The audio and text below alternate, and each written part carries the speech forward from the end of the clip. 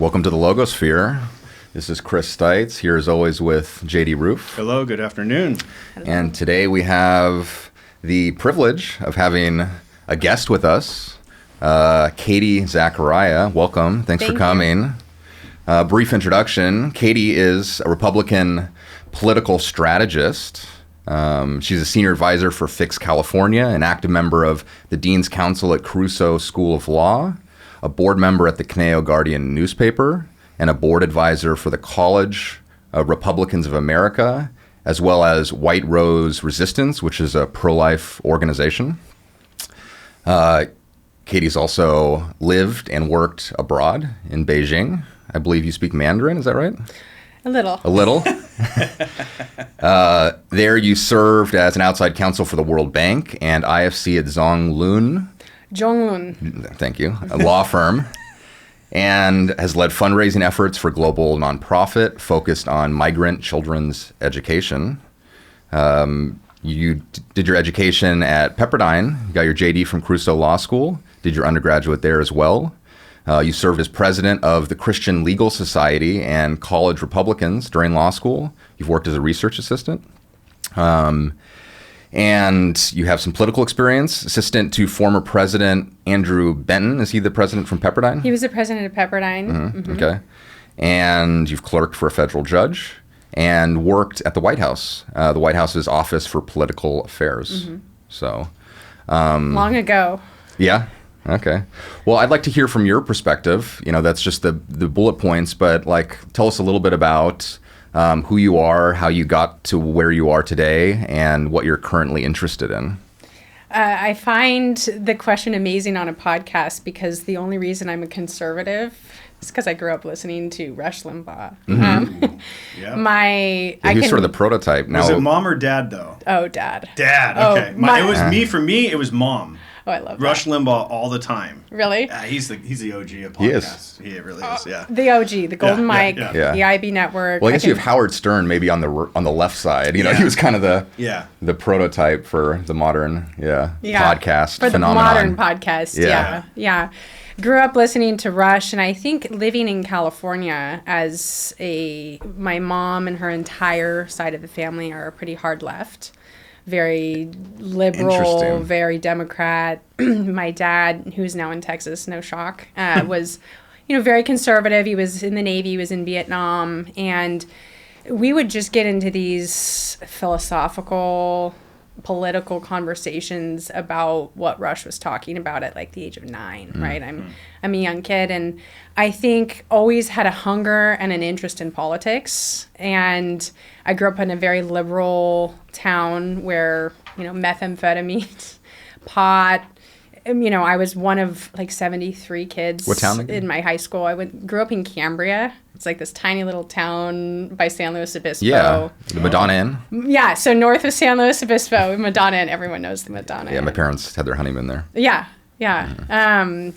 It's a small town, and I think I was like one of 3 that went on to college, one of 2 that went on to graduate school. And I picked Pepperdine because Ken Starr was there. And against all of my family's, my mom's side of the family, they did not like Ken Starr for what he, quote, did to Bill Clinton, which... What did he do?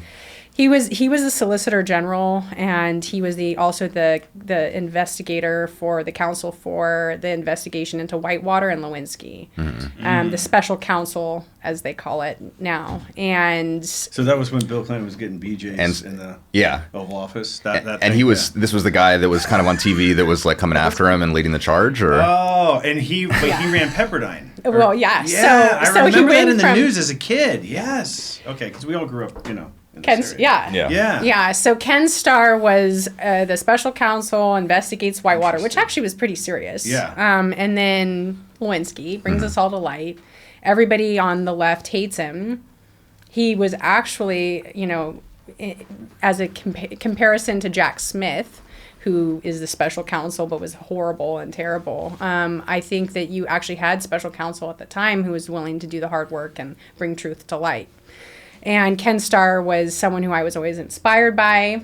I really enjoyed his legal analysis. He was one of the main reasons I wanted to go to law school. And he became dean at Pepperdine Law.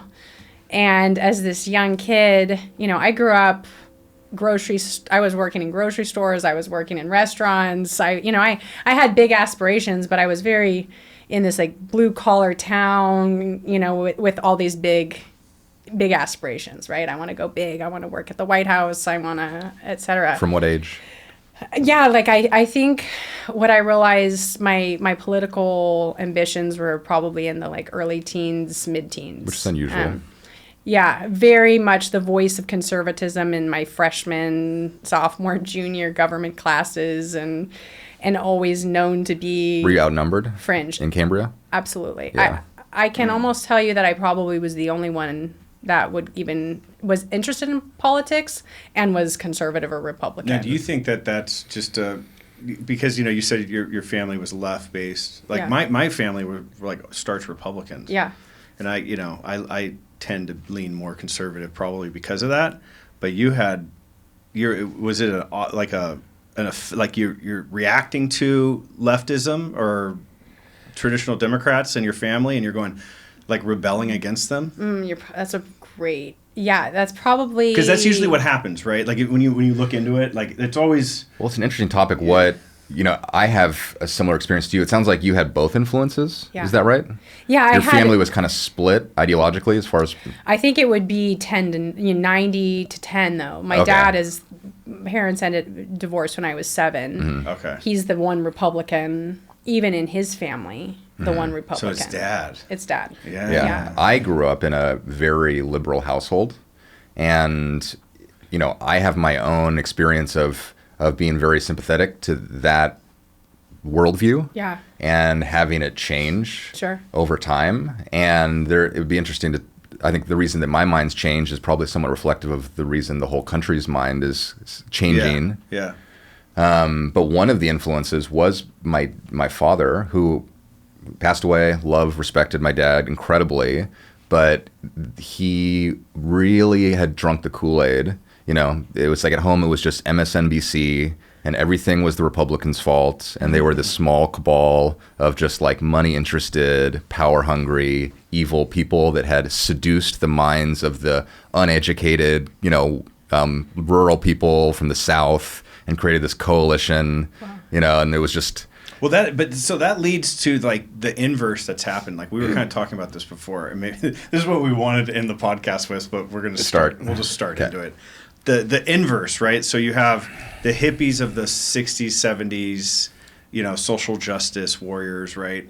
And now the right has taken that mantle. Yes. The right is like against censorship and allowing us to do this kind of stuff, say whatever we want and not get canceled, stuff like that, right? But that traditionally wasn't the right was the rhinos. Back in I remember in the night, like that's, the eras of Rush Limbaugh. Like there were the rhinos, there were the warmongers, there were the big corporate guys. 2000, Bush. Yeah, early 2000, Bush, right. Like they were in there with like Lockheed and, Cheney and all that crap. And now it's like we got this rebel in office that got elected. Yeah, it's the counterculture. It's the total counterculture. It's, Charlie Kirk said something. I remember watching his video a couple weeks ago where he's like, or maybe it was Vivek Ramaswamy that said, go to college and try to say you want to get married and have kids, right? And see what happens. Like, see how you're gonna get bashed and. So it's like we're, the conservative-minded people, the Republicans are the rebels now. How the hell did that happen? Well, you have to start looking at a shift towards being reasonable, right? I think what happened, the Bush era,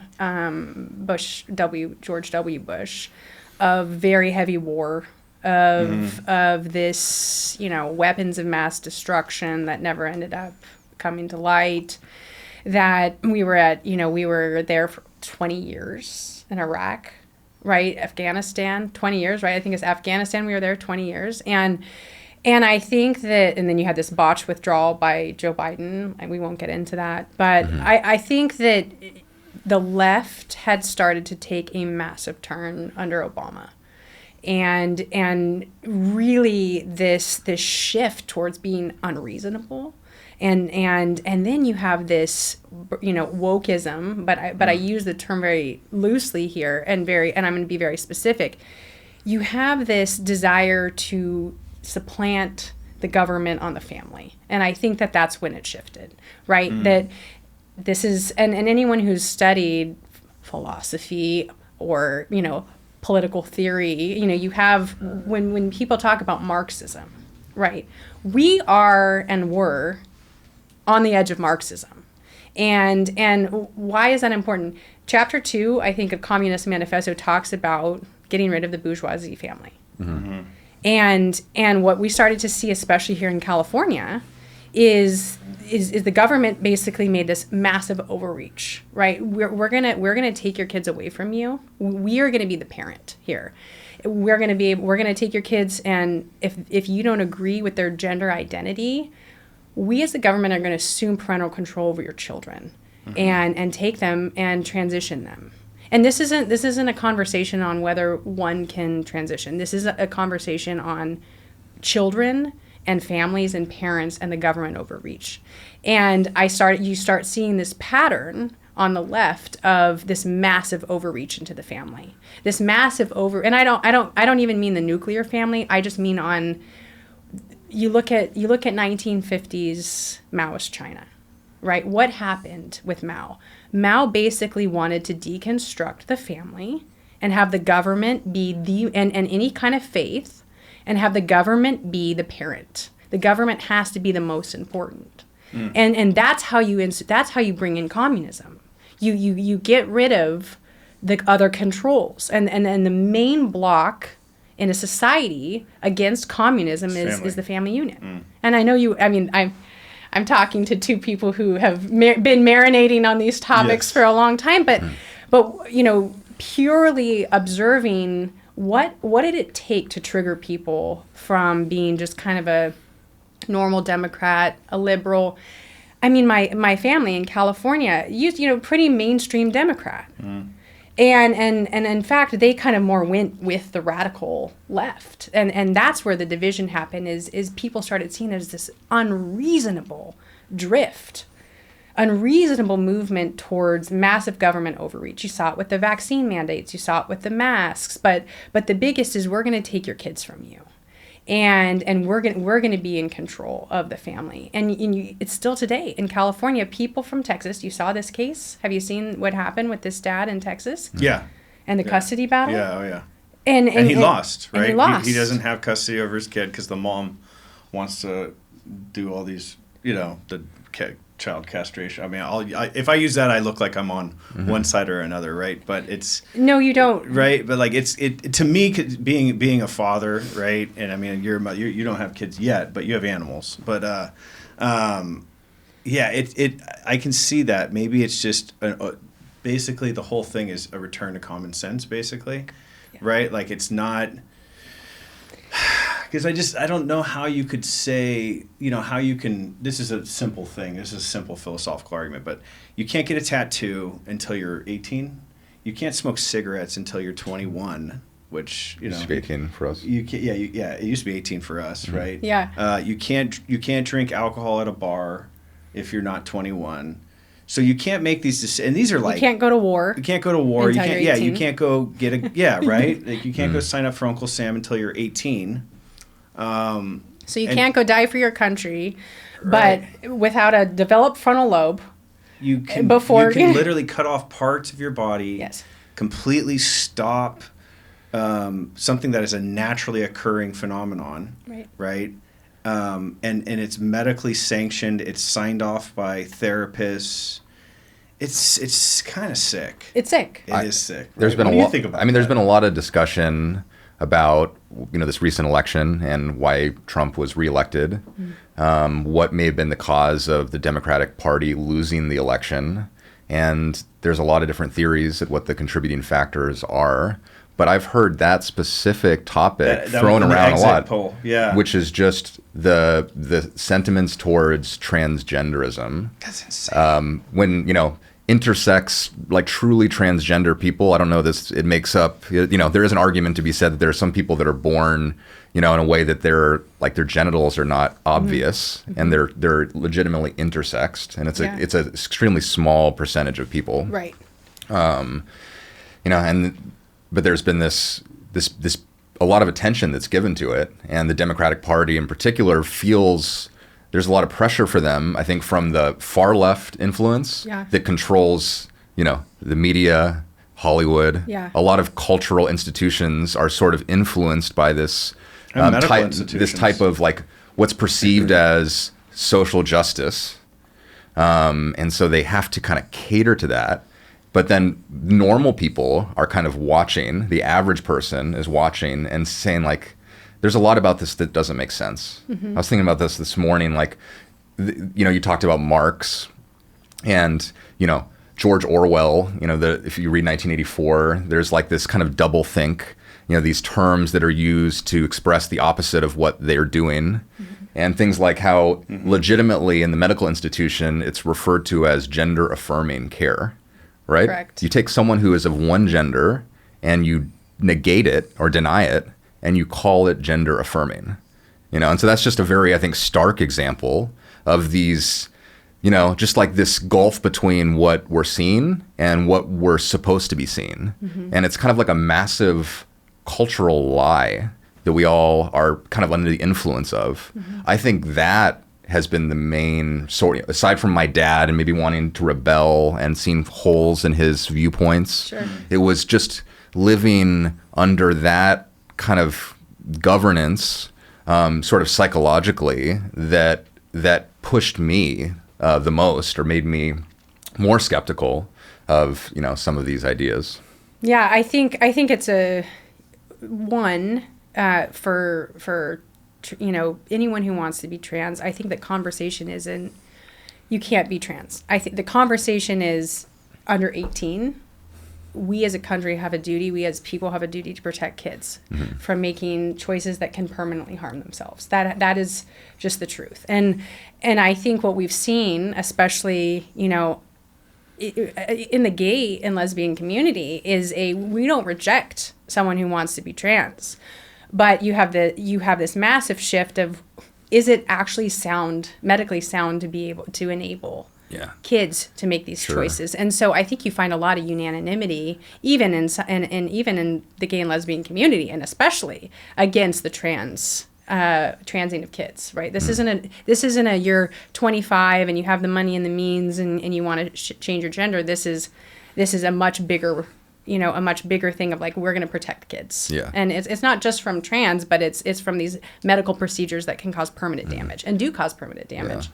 And I think it's actually the trans situation is it's an ideology. This is part two of it's not what happened in my mind with why I plant it with Marxism and kind of supplanting the family is that is the trans ideology. This isn't the gay lesbians have rights now and trans have rights. This is the trans situation became an ideology and it became insidious. And if you don't believe in this, you're anti, right? And it infested the schools and it became you can't be against it, or you're a bigot, you're full of hate, and people were getting canceled for speaking out against it. But what I think happened with President Trump's massive shift, kind of to your point, with people, is he brought people back to a reasonable place. President Trump was okay to say no. He was okay to push back against the woke left. Right? For so long, the Republicans had been okay with just capitulating, running and scared and not wanting to confront. Well, they don't want to be called a bigot or a racist. Right. I mean, that's his superpower. I'm trying to think. There's been politicians in the past who have lost all their momentum because they said nuclear instead of nuclear. And put their foot in their mouth once, and it was a scarlet letter, and they could never outgrow it. And Trump has this unique ability to in the center stage. He's just a permanent scarlet letter. He doesn't care. He'll wear them all over him. He's like, whatever, dude. He will say it, and I think I think there's something about us that really respects that. We notice the elephant in the room. We understand that there's these kind of rules of what we can and cannot say that aren't in alignment with what we do see. And you find someone who in center stage under all the spotlight is able to say it. Yeah. And not apologize. Right. And drop the mic and walk off the stage. And then 2 days later he says it again. Right. He's just unfazed or seemingly unfazed by it. And all of the criticism, of these certain comments, good people on both sides, was a classic one. Yeah. He said there's good people on both sides, referring to that, the protest that there was, which is a very normal thing to say. It's probably true. There's probably, people on the kind of right side, left side that there's a spectrum of values that they bring to the table. And there's more extreme viewpoints that came and made it, more of a controversy. But it's a normal thing to say. But I think that the Democrats hadn't had anyone who would push back. Mm-hmm. Right. Yeah. We had, when you say rhino, what we've seen with the Mitt Romneys, with the McCains, with, so many of these politicians is that none of them were willing to push back hard against the left. I think because they're one and the same. Mm. The policies were not that different at the time. And President Trump really came in. So just to clarify, one and the same. So they're basically, both parties are serving from Bush, corporate. From Clinton to Bush, there wasn't a big difference. Right. They're kind of the same deal. We had a balanced budget under Clinton. Yeah. And we weren't in these endless wars under Clinton, and I'm not giving Clinton that much of a hat tip, but my goodness. I mean, President Bush is a Republican, and I worked in the 06 Office of Political Affairs. Wow. And under President Bush. But President Trump has given us a new party. President Trump he basically took what the Republican Party, I think, aspired to be under Ronald Reagan. Peace through strength. He's sort of an echo of Ronald Reagan. He is. And it's interesting because the other thing they have in common is they both come from an entertainment background. Yes, entertainment background. Political background. Correct. Mm-hmm. And I think, too, that President Trump has been able to, I get so many people, why can't we have another Ronald Reagan? We just, he like was a polished Obama type of speaker. Yeah, smooth. And what do you say to that? Because I mean, I have an answer too, but watching the whole 3.5 hours with Joe Rogan and Trump, after seeing that, and I already had some ideas about who Trump really was. He's not this racist, all the monster that the media say he is. Absolutely, he's not. When you watch that and you watch him and you watch him with who's that funny guy that he was on with? That was hilarious. Where they start talking about cocaine. Who? Theo Vaughn. Yeah, right. And you see that he's literally just he's my dad. Yeah. Basically, he's like a good old boy guy, smart business guy. And he's, he'll say things that might get him in trouble, but he has a real story too. Yeah. But but really, he's a real human. I think that's what happened. Is he was humanized where he wasn't allowed to be humanized. His first run. No.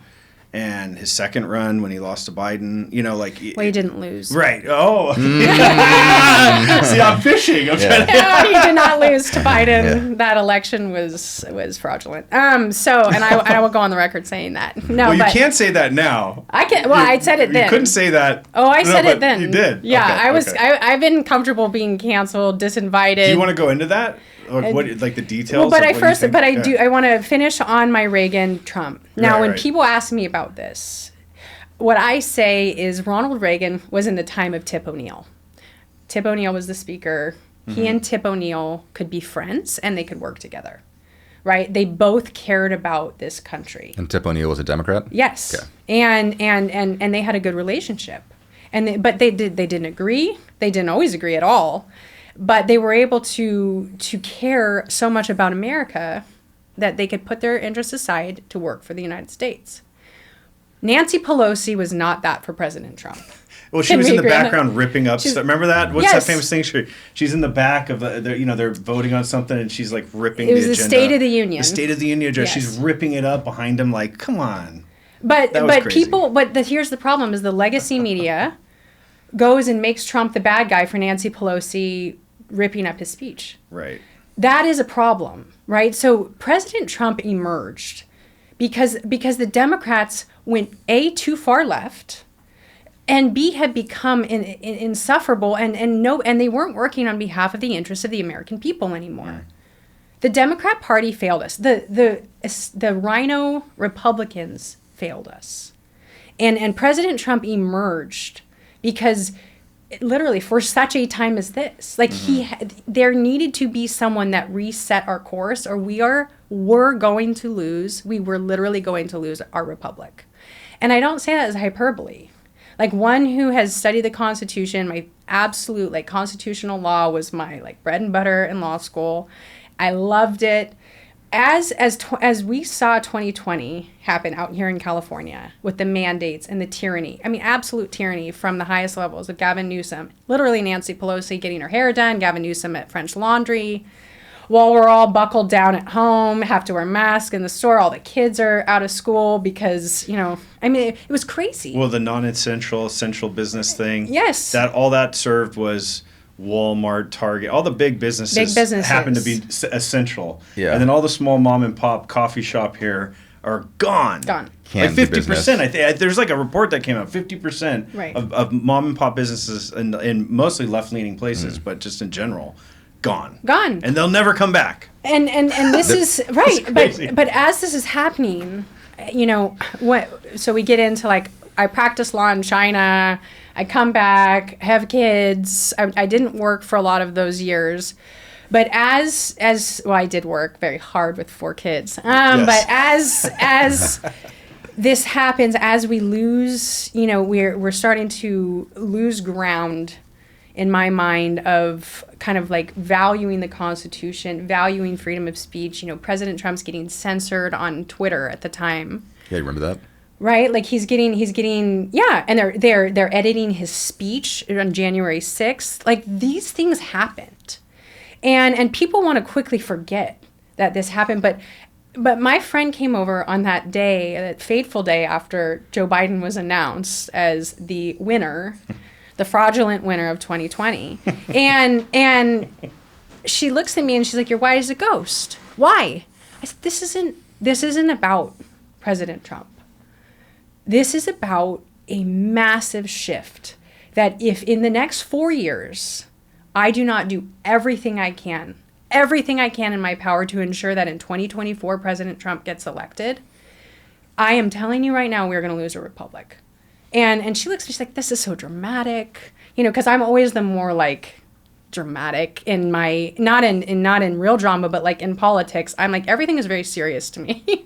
I always go way serious, right? And well, you have the A-type personality too. I do. Yeah, you're in there. And I'm in the details, and I'm watching this.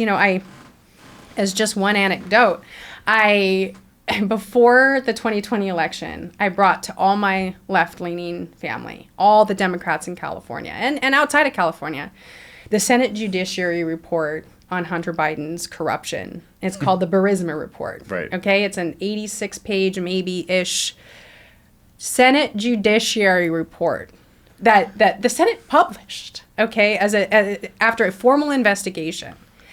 And I said to each family member, I said, before you decide to go vote for Joe Biden, please read this report and reconsider it. You don't have to go vote for Donald Trump, but you have to understand who you're voting for. Do you know how many family members read this report? 0. Right. Yeah. 0. And this was part and parcel of the cognitive dissonance that was happening already with the masks and the vaccine mandates and everything else. Like, just don't challenge our narrative. Don't challenge anything that the media, that the left-wing propaganda news networks are telling us, or you're a conspiracy theorist. I said the Burisma Report is not conspiracy theory. Masks not working are not conspiracy theory. mRNA vaccines not being tested for a respiratory syncytial virus, right? Like a respiratory virus. These things are not conspiracy theories. But nobody wanted to look into this. And this is what I started to see is like people's desire to live in a lie and be comforted by a lie that the media propagated, right? The media holds up these lies, and this is a much bigger problem, and it became a much bigger problem, through 2020 and up into 2024. But what I was so fascinated by is that nobody wanted to read the truth. And I'll tell you, from 2016 to 2020, I was having kids. I wasn't heavy in politics, right? It's funny. I was going to say, because I met you years ago, and you were in that mode because you're friends with my wife, and you guys work out, and all that, right? So we have a history, and you guys have a super well-rounded family, and I never got from you guys years ago political stuff. It was just hey, what's up? Oh yeah, how's the day? Whatever. Let's go. You guys are gonna go work out. You're gonna go to Germany and do some training, and it was cool. We went to teach kickboxing. Yeah, right. That was your thing. Raise the kids, and didn't you do the midwife thing too? Right. Yeah. So you are hardcore with that. I'm super crunchy. She didn't go. Yeah, she You've been a midwife? No, 4 kids. No, or you had a midwife for your 4 kids. No hospital. Yeah. No, so 3 of them are hospital midwives, and one of them was a home birth during COVID. But all midwives, no epidurals. That's hardcore, right? Talk about embodying the family model, right? Fully, the husband goes off and does his thing. You know what I mean? And you're raising the kids. Yeah. You guys kind of had that going. And I was always a rebel. I've always been a rebel on the medical front, and I challenge that. And my friends call me the conservative hippie. I'm definitely a conservative hippie. But so you got activated. So you think primarily the reason you got activated to get into the Trump campaign and actually go work for him was because of the Joe Biden deal, or was it the lockdowns, or is it kind of it's a mosh posh? I could not in 2020 look at the kids that I had decided to have, right, and say, I know I went through law school, practiced law, lived in China, and lived in communist China, and observed real communism firsthand for 3 years, right? I cannot see what is happening and justify to these kids that I've had that I did not do everything I could with the skills I had and the education I had, that I did not do everything I could to save our republic. Because Reagan says it, Reagan is famous for saying, but we will preserve this, the last best hope for man on earth, or we will sentence our kids to take a step into 1,000 years of darkness. I'm butchering the quote a little bit, but not much, right? This is the last best hope. And every single generation is responsible for fighting for freedom, for fighting for this country.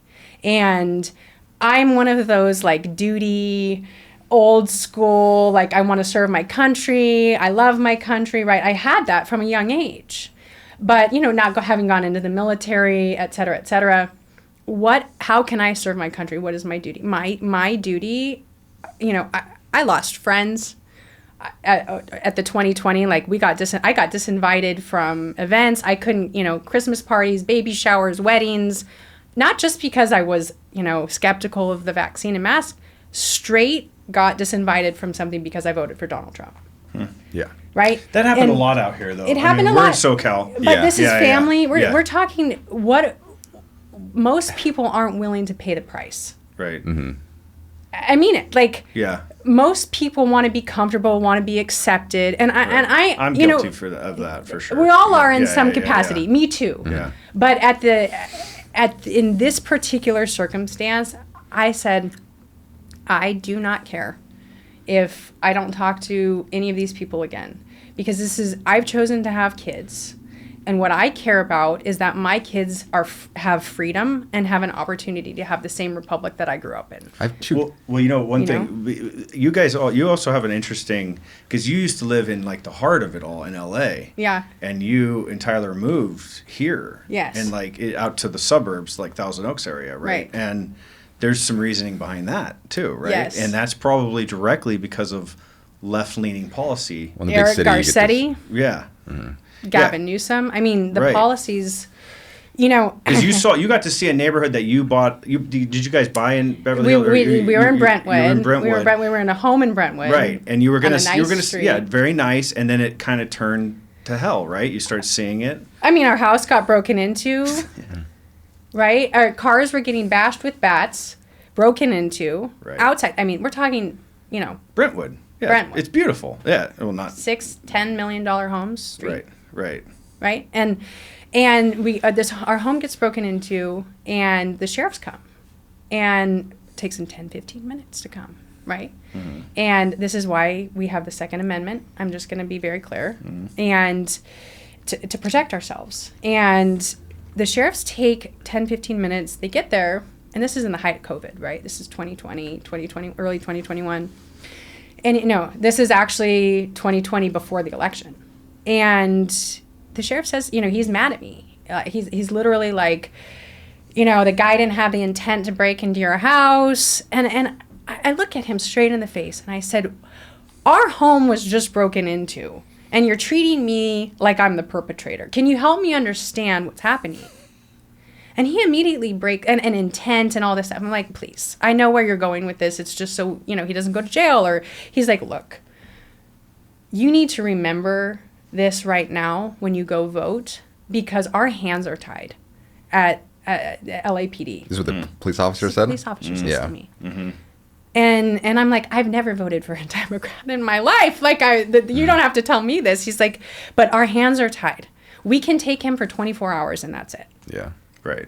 And again, this goes back, you have the Burisma report with Joe Biden, and you have, why don't you come to one of our failed cities of California at what President Trump correctly dubs the godmother of sanctuary cities, which is Kamala Harris, and see what's happened to our cities, right? President Trump calling her godmother of sanctuary cities. What have sanctuary cities done to LA? San Francisco, they've destroyed them. And it's the policies at then Eric Garcetti, completely, crimes at an all-time high. The tax-paying citizens of these cities have no rights, not even to call the cops and be able to have the person who's breaking into your house put into jail. Mm-hmm. We had to sign a citizen's arrest report to get this guy put into jail for 24 hours. Do you know what citizen's arrest means? He has all our information. We have to fill out the whole form. Mm.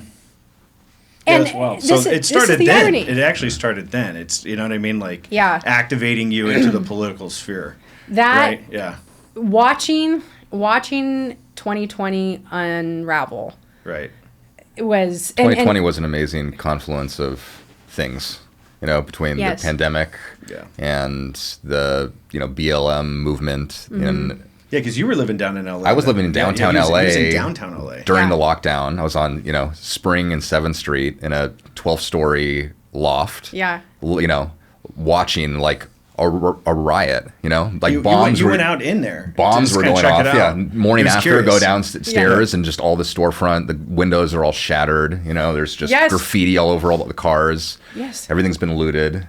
Yeah, and it looks, it's funny is David Chauvin, the cop that was, put to jail. Mm-hmm. I guess there's a judge that has said, okay, we'll open the case up again. Yeah. Well, because fentanyl was what actually killed Floyd. It wasn't asphyxiation. Yeah. Have you read the medical report? Yeah, well, I've just heard some commentary on it. It's pretty wild. It basically it appears that he's probably he didn't kill him. I've got two questions that are rattling on my head, and they're I'm going to lay them both out. I love it.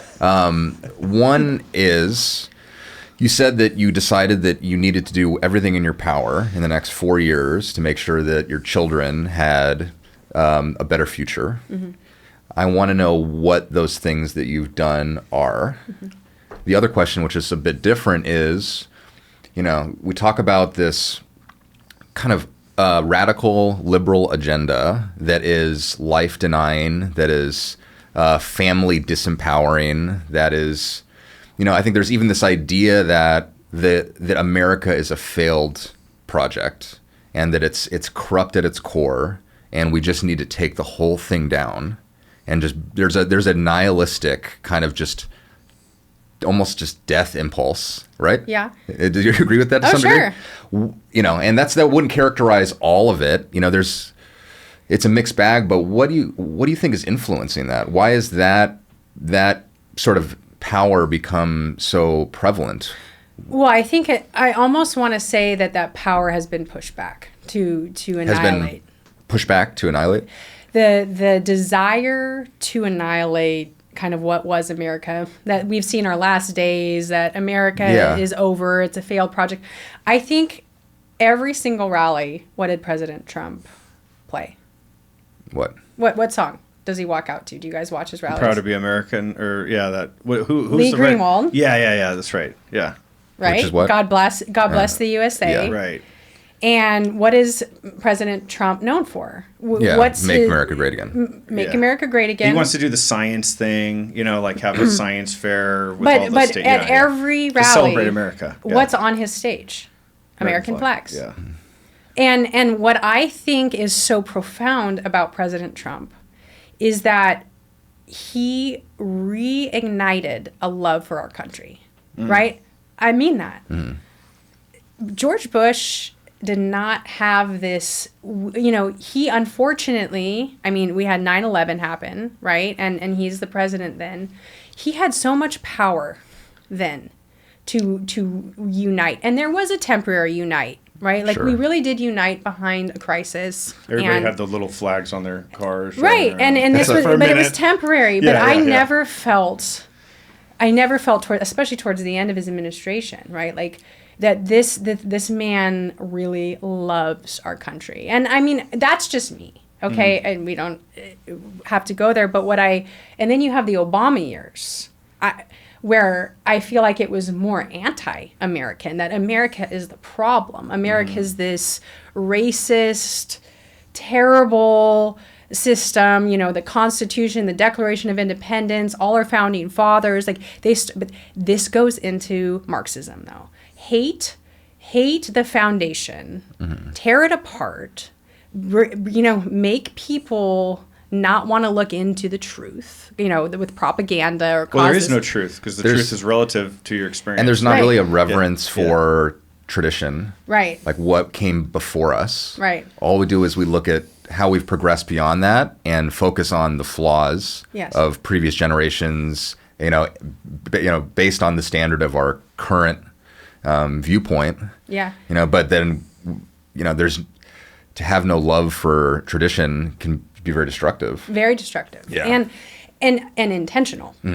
Right? The BLM riots and tearing down our monuments and kind of trampling American flags and removing holidays and yes, it's or creating holidays. Yeah. It's a very, very destructive, and it's not about actually getting to insidious real racism.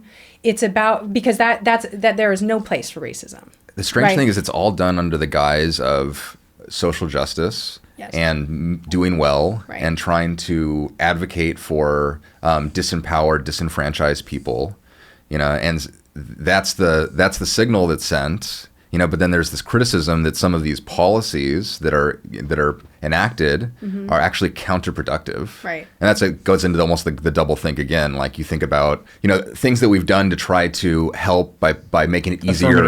Affirmative action. Yeah, affirmative action. You saw what the Supreme Court did with affirmative action. That's right. That's affirmative action is promoted under the guise of trying to help people that have been, that have gotten the short end of the stick. Marginalized, yeah. Well, do you have DEI? Which is a valid concern. That is another thing that we can look at. We can say, oh yeah, there are racial disparities in the country. If you go to Skid Row, for instance, and you walk around downtown where all the homeless people are, which I did often, there's, we have 13% of the country is black here, but down there it's a much higher percentage. Right. So just from an empirical standpoint, you can see, oh yeah, something is going on here. So to want to try to advocate for people in that position is virtuous, good, reasonable. But what we see is sometimes advocating for them, it becomes enabling, it becomes destructive, it removes autonomy. Right. But what I think goes completely underrepresented in President Trump's time and who he is he advocates by opportunity. He wants to create opportunity for people. And it's not enabling, right? It's not this rely on the government, or we're going to provide the solution and we're going to provide economic opportunity. I want to give you jobs, right? Like if you look at really the turn, I've studied this extensively, like at the turn of kind of the city centers, right?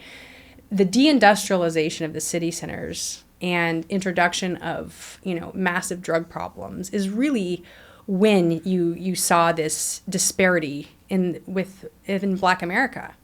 Right? You see the deindustrialization of the cities. So you're taking away jobs. You're putting these, jobs into, more rural settings, and you're taking away kind of or sending them overseas, right? Yeah, sending them overseas. Yeah. And the reality of what I think that President Trump brings is opportunity. I want to create jobs.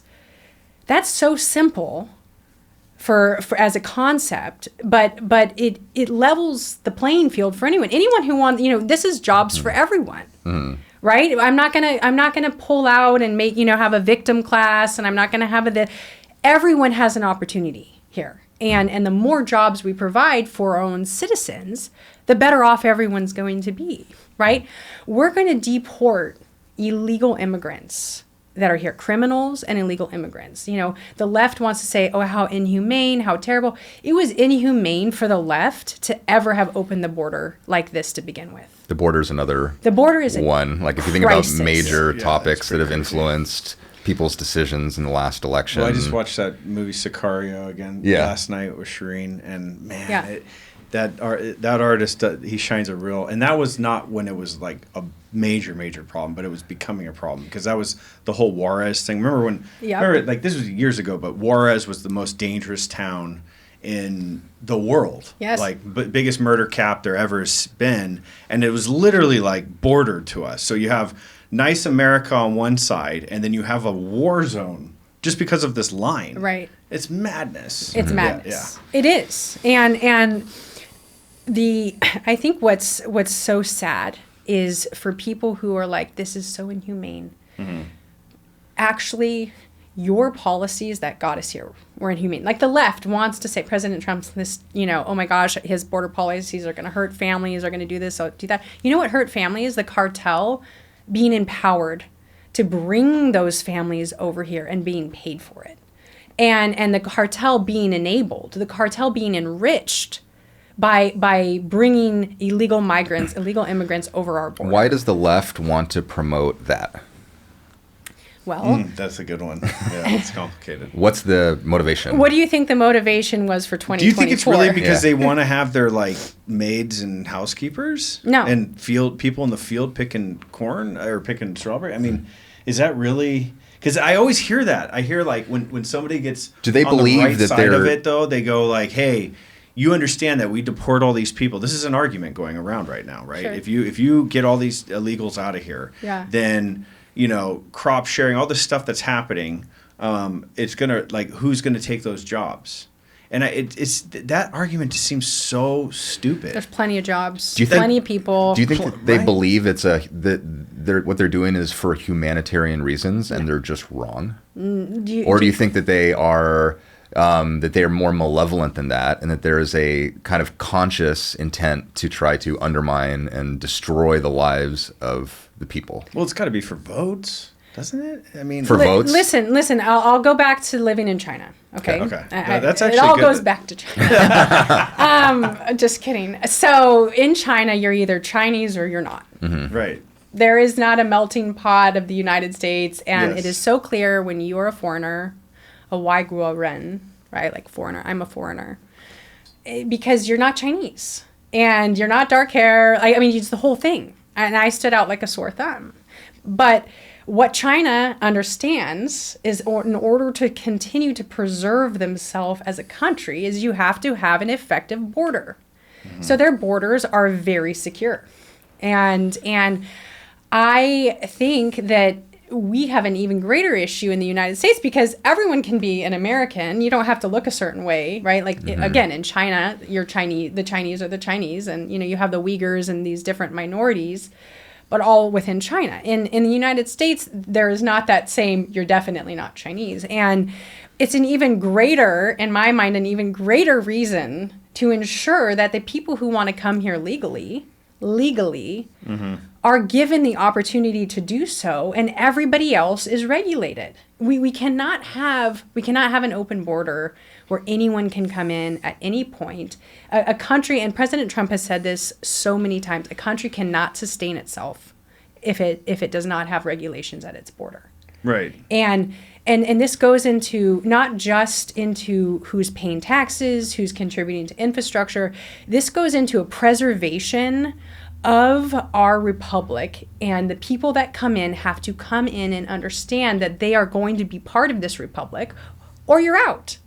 And you have to be a net value. You have to add value, and in some way, whether it's work, whether it's a student, or whether it's that you've been on the list and you've waited your turn and you come in, great. But this open border policy is so destructive. I think the border speaks to some of the core values that differentiate conservatism from liberalism, and just the idea of, there's obviously benefits to both. If you think about letting things into a new system, it could cause problems if you don't regulate what it is. It could degrade the quality of the system. But if you prohibit new things from coming in, it will also stagnate and die, right? And so you're talking about like the liberal-minded people versus... Well, But President Trump's never prohibited legal Yeah, the idea is immigration, but then right? the other side would say, well, you're making so many, hoops to jump through, and you're being so inclusive about the decisions you make that you're effectively oppressing and curating a population in a way that isn't open to people who may not have the qualities or qualifications to be eligible for something like that. Right. And so it's oppressive in a way. There's kind of a necessary oppressiveness that is needed in order to keep to maintain a border. You have to oppress things that want to get in, and some people are very sensitive to that. But the harsh truth of it is, if you don't, you're actually hurting things. Then you got apartment complexes being taken over by gang members in Colorado from Venezuela. Yeah. Right, it's insane. They emptied their prisons, and then this isn't, again, this is not conspiracy theory. The media was like, oh, this is fake, this is whatever. Yeah. Literally. And then oh my goodness, they're all leaving now that President Trump got elected. It's such a mandate for truth. President Trump really stands as a mandate for truth, right? So much of what he said, everyone's like, no, no, no. And then he gets elected, and what starts happening? What do you start seeing around the world? Putin, I'd like to work with President Trump. Yeah. Everybody's getting in line because they know. Peace deals in Lebanon. Big Daddy's coming back. Right? But peace deal in Lebanon. There's something about that, too. There's something about Big Daddy, there's something going. He is kind of the Big Daddy. There's something going on in the country where we just need someone who can come in. Just come in and just smack some people. We're a chimpanzee troop, right? And we need an alpha. No, right? The reality is you have to have a CEO of the world, and who do you want? Yeah. For the last 4 years, we have not had a CEO of the world, and what happened? Right. The world's on fire. You have all his appointees and stuff trying to run these policies. You saw that new article that came out about the decline now. Now it's okay to say that Joe Biden was in mental decline like years ago. From the beginning. Right. Now it's okay. That's going to be that's going to be a sad. President Trump said this in a debate. Yeah. This is what's so infuriating. In 2020 or what? In 2020, he's like, oh my God, dude. And then he goes on to say the debates for 2024. I know. That's just. But President we Trump. watched him here. Do you remember that? I know. We're like, what is happening? What is going on? It's very sad because he's, Yeah. Oh, it's sad. We watched the one between Biden because we were like, okay, we're gonna do a show about it, maybe.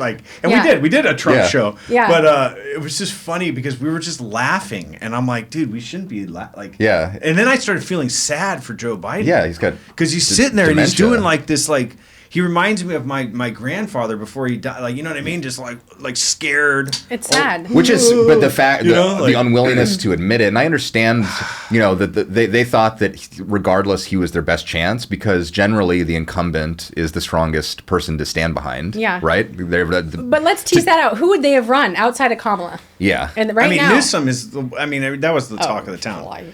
But at least that guy can sit down and talk. Yeah.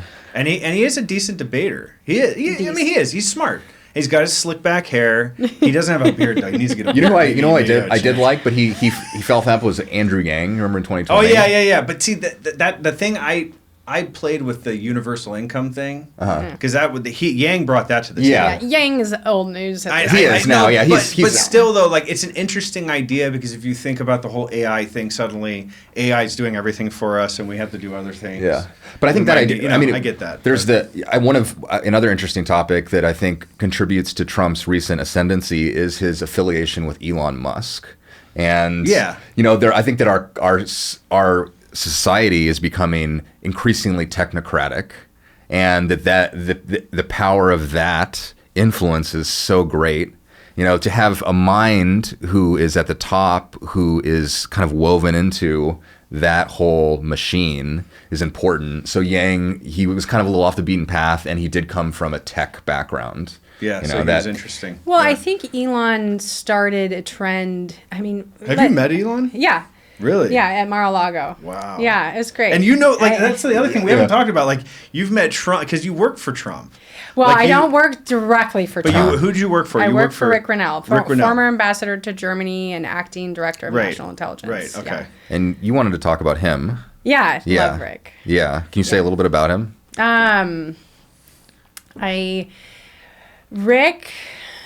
Working for Rick was probably one of, and has been the best experience of my working career. Why? And I've worked for a lot of amazing men, and this isn't or amazing people in general.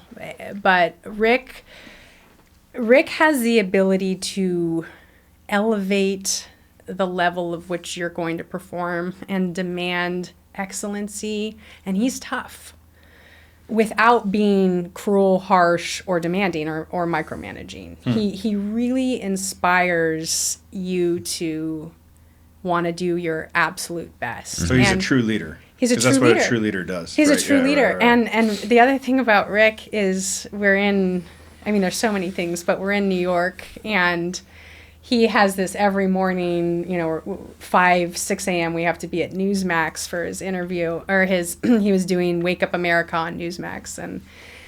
And we get there and he's like, you have to go on. And I'm thinking, I've never done live television. I saw that clip. Yeah. Shreen showed me it. It wasn't my best, the first one. Oh, but you did good. And he just, what it was is a real leader is someone who's going to say, I want to elevate everyone around me. Right? I want the people around. I'm not in competition with them. I'm so confident that the people I have on my team, I want to bring them up. And I want to, and even if they surpass me, I'm going to be cheering them on. Yeah. And so Rick is like, you got to go on. And so I kind of go on towards the end of the week, and he's sitting across the table from me. And, they're asking me questions on polls, on election polls. And I start to say something, and I can just see this like little in his eye, and I get completely derailed, because that's how, I know when Rick's like, oh, maybe don't go that direction, and I'm like, okay, I need to pivot. I need to pivot really quickly. And afterwards, we laughed about it, because when you work with someone so closely for as long as I have with him, it's like one little movement, and you're like, okay, it's a real director, technically. Yes, yeah. And the thing, too, about Rick is everyone who worked for him is loyal and loves him.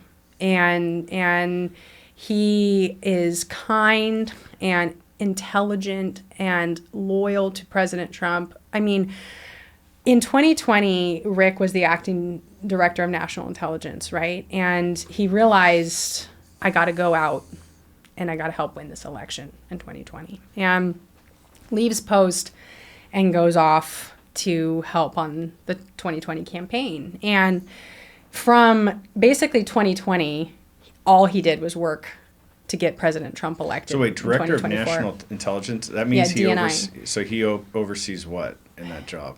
Or he did? What is that? Is that basically all of the things that you think are, maybe or maybe not happening with the government? Are they listening to my phone calls? Are they? So is that like FBI? Is he over that? He's not over the FBI or CIA. CIA. Not over the CIA. He's I think he's Homeland Security. He's housed at the White House. At the White House. Okay. Mm-hmm. Yeah. Wow. Now, who's going to be that? That's Tulsi Gabbard. Tulsi Gabbard. Okay. Yeah. All right. Tulsi Gabbard is. She was in the running for president. Yeah. Was she from Hawaii? Is she that one? Yeah. And I wouldn't say running for president, but didn't she try? Have you met her? Yeah, I have. Yeah. I liked her. I watched her. I've just spent a lot of time with Tulsi. We flew together on the plane. She's like, I remember seeing her on Joe Rogan years ago when she was a Democrat. Yeah. And Joe was she a Democrat? Yeah. And she was a war veteran and all this stuff. And I related to her because I joined the military when she, back when 9/11 happened. And it just was cool to see somebody that's in office that, has that background, has military the background. But she was a Democrat, but she wasn't like some crazy loony lefty kind of. She was just kind of like a milquetoast Democrat, basically. And she went into the what did she get elected to? Senate? Was it Senate? Is she a senator? Congressional role. Right, and then she got kind of snubbed. Yeah. When she first took office, and then she's kind of made this descent into Republicanism or Trumpism. Really. Ascent. Yeah. But you know what I mean, right? And so she switched sides. Listen. You have someone like Tulsi is a prime example. She's amazing. She's brilliant. Right. She has the warmest disposition. She's so kind, tough. But again, she's a badass. She's a badass. Yeah. But this is the drift to reasonable. Right, that the Democrat Party went so far left. This is the Elon Musk, right? They became irrelevant to most of America unless you have this tiny fringe minority. The radical left is irrelevant to 99% of America. But they have so much influence. It's such a loud voice because they have the legacy media, right? Yeah. The radical the DEI left stuff but too. why do they have the legacy media? Why does the legacy media? Question. Yeah. Well, why would such a small percentage of it's got to be people be able to? It's got to be the capture of schools, though. Well, because that's where all these people go to school. You go I experienced this I'm a late bloomer. I went to college at the age 30, and I was over at a state school down the street, Cal State Northridge, and I got to see it firsthand, and it was like alarming. At that stage, and that's when Trump won the first. The universities are insane. It's insane. And I go to a college class. You talked about you in high school, right? And like I was in the philosophy try to go to a department poli-sci class, and I didn't get recommendations from professors because I'm such a spark plug myself. Like when they would start throwing out, like they treated Karl Marx like he was the second coming of Jesus. No, they really did. Like a lot of these poli-sci, philosophical professors, they're like hook, line, and sinker. This is. I know I keep bringing it back to communism, Marxism. Oh no, capture the youth. It's an inverted communism for sure. But it's soft totalitarianism. Yeah, it is. It's soft totalitarianism, and it's capture the youth. Get rid of the family. They don't have a chance. These are the stages. Right, yeah, no, exactly. Right? And I mean, I think Yuri Bezmenov was a KGB defector. I remember that. Yeah, they got videos of him talking about videos of him, and he talked about the destabilization of America. Have you seen those videos? He's an OG. He was a KGB guy, and there's these old videos that go around, and he's talking about exactly what's happening, like what's happened in America as far as like you destabilize, like you go to the universities first. And you get all these people believing these ideologies, and then and again, we can get into the philosophy. I mean, it's Brave New World, 1984. Right, KGB defector comes out and says, "We're actually pretty close." Yeah, we're getting there. Yeah, we're in destabilization. I mean, it's crazy, and then the craziest thing is the lawyers. CRT. That John Money and all that whole arm of it is so insidious, super radical, super influential. Oh my God, John Money is a psychopath, and like he's toted like he's like the king or something. We have to marinate. We have to sit here for a second on the legal stuff. That's wild. President Trump, his legal team is the only reason why we were able to really enjoy an electoral victory for President Trump. He had a lot of adversity legally. Well, oh my God. But the legal team to start securing victories, and to you have New York, right? And you have, did you guys see what recently happened with Fani Willis? Yeah, it's thrown out now, right? Yep. We got a win. ABC. Yeah, George Stephanopoulos had to pay $15 million or something, or the ABC did, or whatever. ABC did, and George Stephanopoulos. It's just going to keep rolling out, I think. Right? They're suing. They're suing the Iowa pollster Ann Seltzer. Yeah. for egregious. What she did was egregious, and she deserves to get sued, and they deserve to get sued, and I think they're going to win. If you focus at all on kind of like the details, I'm just 4 races. Ann Seltzer's margin of error is like typically 3.4%, and in her polling, and she's been doing this since like 1987. I mean, the woman has been doing it for years. So what we're about to talk about is absolutely inexcusable, right? In 2022, the AG race, she has an 18%. She was wrong by 18%, favoring a Democrat, and the Republican ended up winning, I think, by like 2%. Wow. And then in 2024, you have 3 distinct races. You have the presidency, you have Iowa Congressional District 1 and Iowa Congressional District 3, okay?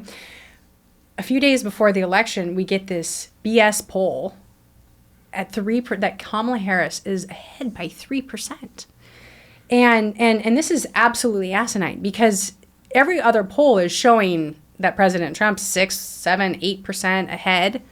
And all of a sudden, Ann Seltzer comes out with a leaked, poll that Kamala's 3%, and then Rachel Maddow and the rest of the legacy media go run off and tout this poll, and then you have and I just even want to talk about Congressional Race 1 in Congressional District 1 is another 16% error, and Congressional Race 3 is an 11% error, and guess what? None of those were in favor of Democrats. And at this point, there has to be a massive accountability for, what do you guys think about polls in general, though? Well, yeah, right? I think they're kind of, why don't we just throw them out? You know what I mean? Like, because there's such a weird money grab, I feel like. Why? You remember what Trump said about what are they for? It's predictive. It's like they call you on the phone or whatever. You fill out decisions. I know. Yeah, and it's just. I guess they help determine. Okay, what direction is this race going? Are people just going to prepare for what the outcome is going to be? It's just. I guess it's human nature, right? Yeah. To try to predict. We want to know. There's something's coming. A decision's going to be made. Yeah. We want to be prepared for it, and so there's these statistical institutions that have developed that are designed to be predictive and give us answers before, give us a preview into what's happening in the future. The problem is that, we don't really know how those statistics are being, how the surveys are being gathered, how the statistics are being done. It's all kind of a little bit of voodoo for the common person. Yeah. And that there is probably an influence that a poll for sure has psychologically. If you say this is what's happening, it's going to have an influence on people that are going to be contributing to that outcome. They may be more, if she's going to win, then I feel like this is the way it's going to happen. So I might vote or I might not, depending on Right, but what Rachel Maddow runs and does with that poll is she's like, oh, President Trump hasn't spent any money in Iowa. This shows that the campaign's probably, that President Trump's going to lose. And the problem isn't Rachel Maddow or Ann Seltzer. The problem is the combination of a blatant lie that's leaked. A blatant lie. She knew what she was doing. You're not a pollster for, 37 years and have a 3.4% margin of error, and then you're off by 16% on one of the most consequential presidential elections in U.S. history. You're not off. This is not an accident. And not only that, but then you have the legacy media that runs the story. Mm-hmm. And for people that are not thinking about what's the margin of error, what's an acceptable margin of error, right? For Ann Seltzer, what is a poll? What are the other polls saying? Most people aren't critically thinking about this. Mm-hmm. And especially, and I'm sorry to say, especially not people who are watching NBC or MSNBC. They're not thinking, is this poll correct? And so it becomes dangerous. It becomes dangerous. They just hear Rachel Maddow saying, oh, she's going to win now, this state that we didn't think she was, or it was close. And they go, well, I don't need to vote. Right. And that does affect elections. Well, but it works. It works to the contrary, because a Trump voter is like, Kamala Harris is going to win. They're going to win? No, they're not, brother. Like, we're out voting in Iowa, right? It could backfire. Well, I hope it did backfire, because how much, the president was she was off by 16%. Yeah. The President Trump came in with a sweeping, decisive win in Iowa. Obviously, nobody predicted that until this poll. And so go back to the lawfare or go back to these cases. President Trump suing ABC, suing, the... Oh, that was for the Kamala Harris edit. No, that's CBS. Oh, that's CBS. That's insidious. To me, that's 60 Minutes. The 60 Minutes. What's edit, that? Oh my God, dude. That, like, you can see that tit for tat too. They posted so it was supposed to be. It's this interview, and they edited her answer on. It was the Gaza war effort, right? It was her response to what she would do with Israel if she was elected president, and she gave this long-winded word salad sandwich, which is standard columnist stuff, right? And then they edited the video and made it sound like kind of still stupid but kind of smart, like. And did we get to see the unedited version? The unedited went on their website and then they took it down. Yeah. And they promoted the other, saying it wasn't edited. Can we see it now or the unedited? I think some people saved it. Yeah, I think you can see the word. But it's not. Sandwich. I can't just YouTube it. I don't. What would be great is President Trump's requested it. What would be great is if he just kept posting it on his Truth Social. Yeah. Because this is a big lawsuit. They're suing that's him. A big they're deal. suing him for $10 billion. Well, because it's 60 Minutes. It's supposed to be like, okay, we're not 60 Minutes, but like, and we tell our people we'll edit stuff out that's like bloopers or whatnot if we want to. But like, But I mean, they're saying this is our interview. This is what was said. We're capturing everything. We're not manipulating it in any way. But are they saying that, and do they not have the power as just a private media? That's the whole point of that interview. It's like isn't it supposed to be live? Isn't 60 Minutes? Yes, and This is the problem. What is deception? Right. What is fraud? Right. This poll in Iowa. And it's fraud. It's fraud. It's fraud. Yeah. Then that causes we have deception. to use these words. People are scared to use a big word like that. Yeah. What is intentional manipulation of material facts? Right. Yeah. Right? This is what happened with ABC. Unforgivable. Okay, you don't have to like President Trump. You don't have to were like. they ganged up on him? No. Because that was crazy too. ABC George Stephanopoulos. Oh, the Stephanopoulos one, yeah. That is unforgivable. Yeah, and I find it problematic. I'm grateful that President Trump is doing it and his legal team. I am so grateful, and the American people should be grateful that he's going in and doing this. But we should have accountability outside of one person. No, shouldn't our legacy media, shouldn't we be demanding that the media is honest? And the whole clip, have you guys seen it? George Stephanopoulos brings on Rep. Nancy Mace as a rape victim. And she's a rape victim. But then Stephanopoulos goes on to talk about how President Trump was found liable for rape. Oh, yeah, that crazy Carol, whatever. Eugene Carroll. Yeah, the what? Yes. And this is what is an issue, though. You have a true victim of rape, and you have George Stephanopoulos, and you have a material fact that is not just misrepresented. I mean, it's a straight lie. It is a straight lie, and he knew it. He knew that President Trump was not found liable for rape. You're not a key anchor of a key news station, and you're talking that flippantly about something. And that's why they're paying the price. And we have got to be offended at this, not just for President Trump, but as a viewer, as a consumer, as an American, that if they're doing that with these types of these kinds of egregious violations, what else are they doing that with? It had even a more kind of subtle influence that I noticed during the 2020 kind of era. Like a good example for me is SNL. Yeah. SNL is just this classic comedy outlet. It's historic. Some major comedians kind of like made their mark there. Sure. And if you watch SNL from 20 years ago, it's actually much funny. It's much different than it is today. Yeah, well, it's starting to get funny again. Yeah, which is but kind of funny. during that is probably indicative of some there was kind a of video I was maybe watching because this morning. people stopped watching it. They're allowed to be funny. That's again. probably what happened. Yeah. During the entire Trump presidency. If you tuned in, it was everything. There were no more jokes. No. Seth Meyers was another one. Some of these these late night shows. Jimmy Kimmel broke my heart. They were historic. They were historically funny. just like these late night families would get together. They'd watch. Right. It wasn't biased. It wasn't propagandistic. Right.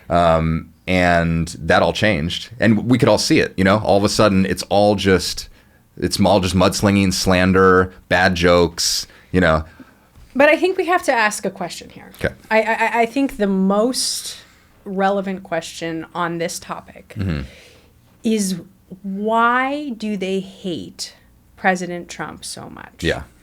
They didn't hate him before. Why would they say? Well, I know that's the most insidious thing. Is you see him on The View.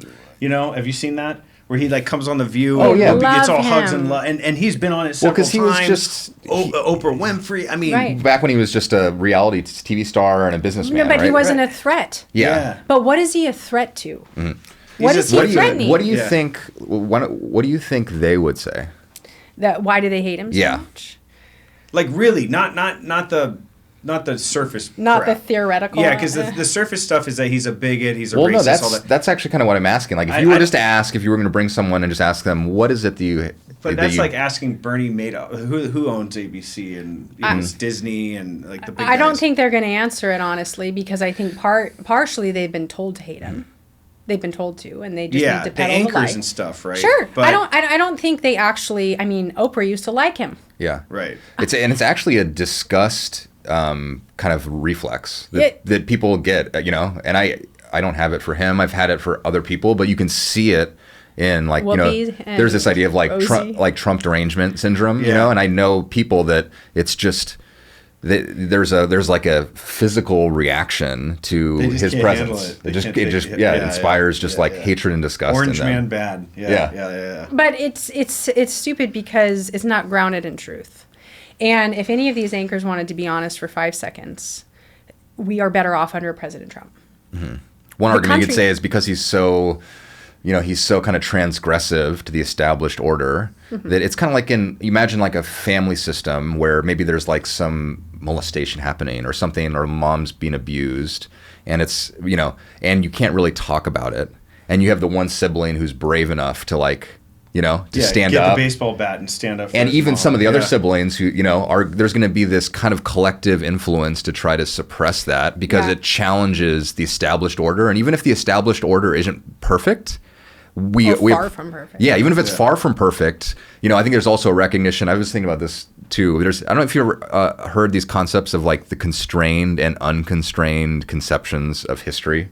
So there's this idea of looking at human nature, for instance, in a constrained or an unconstrained way. A constrained way is recognizing that people are, like, our nature is somewhat fixed. We're basically like super evolved chimpanzees. Mm-hmm. The fact that we are able to do this at all is kind of a miracle, and we should be grateful for it and accept all of the, the flaws that are inherent with it. And unconstrained is kind of like a Rousseauian idea of like nature is perfect and it's civilization, which is the corrupting force. And if we just socially engineered things right, then everything would flourish and we would be, that's Marxist. It would be utopian. Well, he borrows that from Rousseau. Like that's where he gets a lot of his. Yeah, but I think those two poles too are I don't know. They show a lot of where the rub is. But let's just be honest. President Trump is a disruptor. Exactly, that's what I mean. Yeah, so he's a rebel. So he's disrupting it, he comes in and he's like, I don't care what you think about me. I now have garnered the population, so much of the population of the United States loves me. This is President Trump, right? Which is part of the threat. He's created an internal army. Because he's more of a populist. He's a populist. And populism there's dangers to it. Historically, and I think we recognize there's a little bit of a playing with fire, and we need a strong man to come in and unite the country. We need an Übermensch. Yeah, but populism. I mentioned to JD that one of the fascinating, just kind of like just observations prior to the election, there was a parade in Thousand Oaks. A Trump parade. Yeah. And it went right down Moore Park Road, and it was endless. Yeah. It was all just trucks and American flags and people with red hats. In the left-wing state of California. And it just went on and on. Right outside the left county of Los Angeles. And I thought this would never happen for Kamala. Like, that just would not be possible. You could see he was going to win. But I also longer. felt an inherent danger in that. You see, Yes. you see the little, like, it's almost like a militia Well, that's forming. Yes and no, though. It's a Yes Caesar and no. thing. But here's the difference. President Trump is a populist president within the confines of a constitutional republic. We have the checks and balances for a reason. But right? he's all about the First Amendment. He's all about no censorship. He says that, like, don't censor me. I'm the president of law and order. Right. I'm the president. Second Amendment. He's all about it. He's about our Constitution. He's about our Bill of Rights. So what's different about him is he's not populist like anarchy. He's populist and law and order.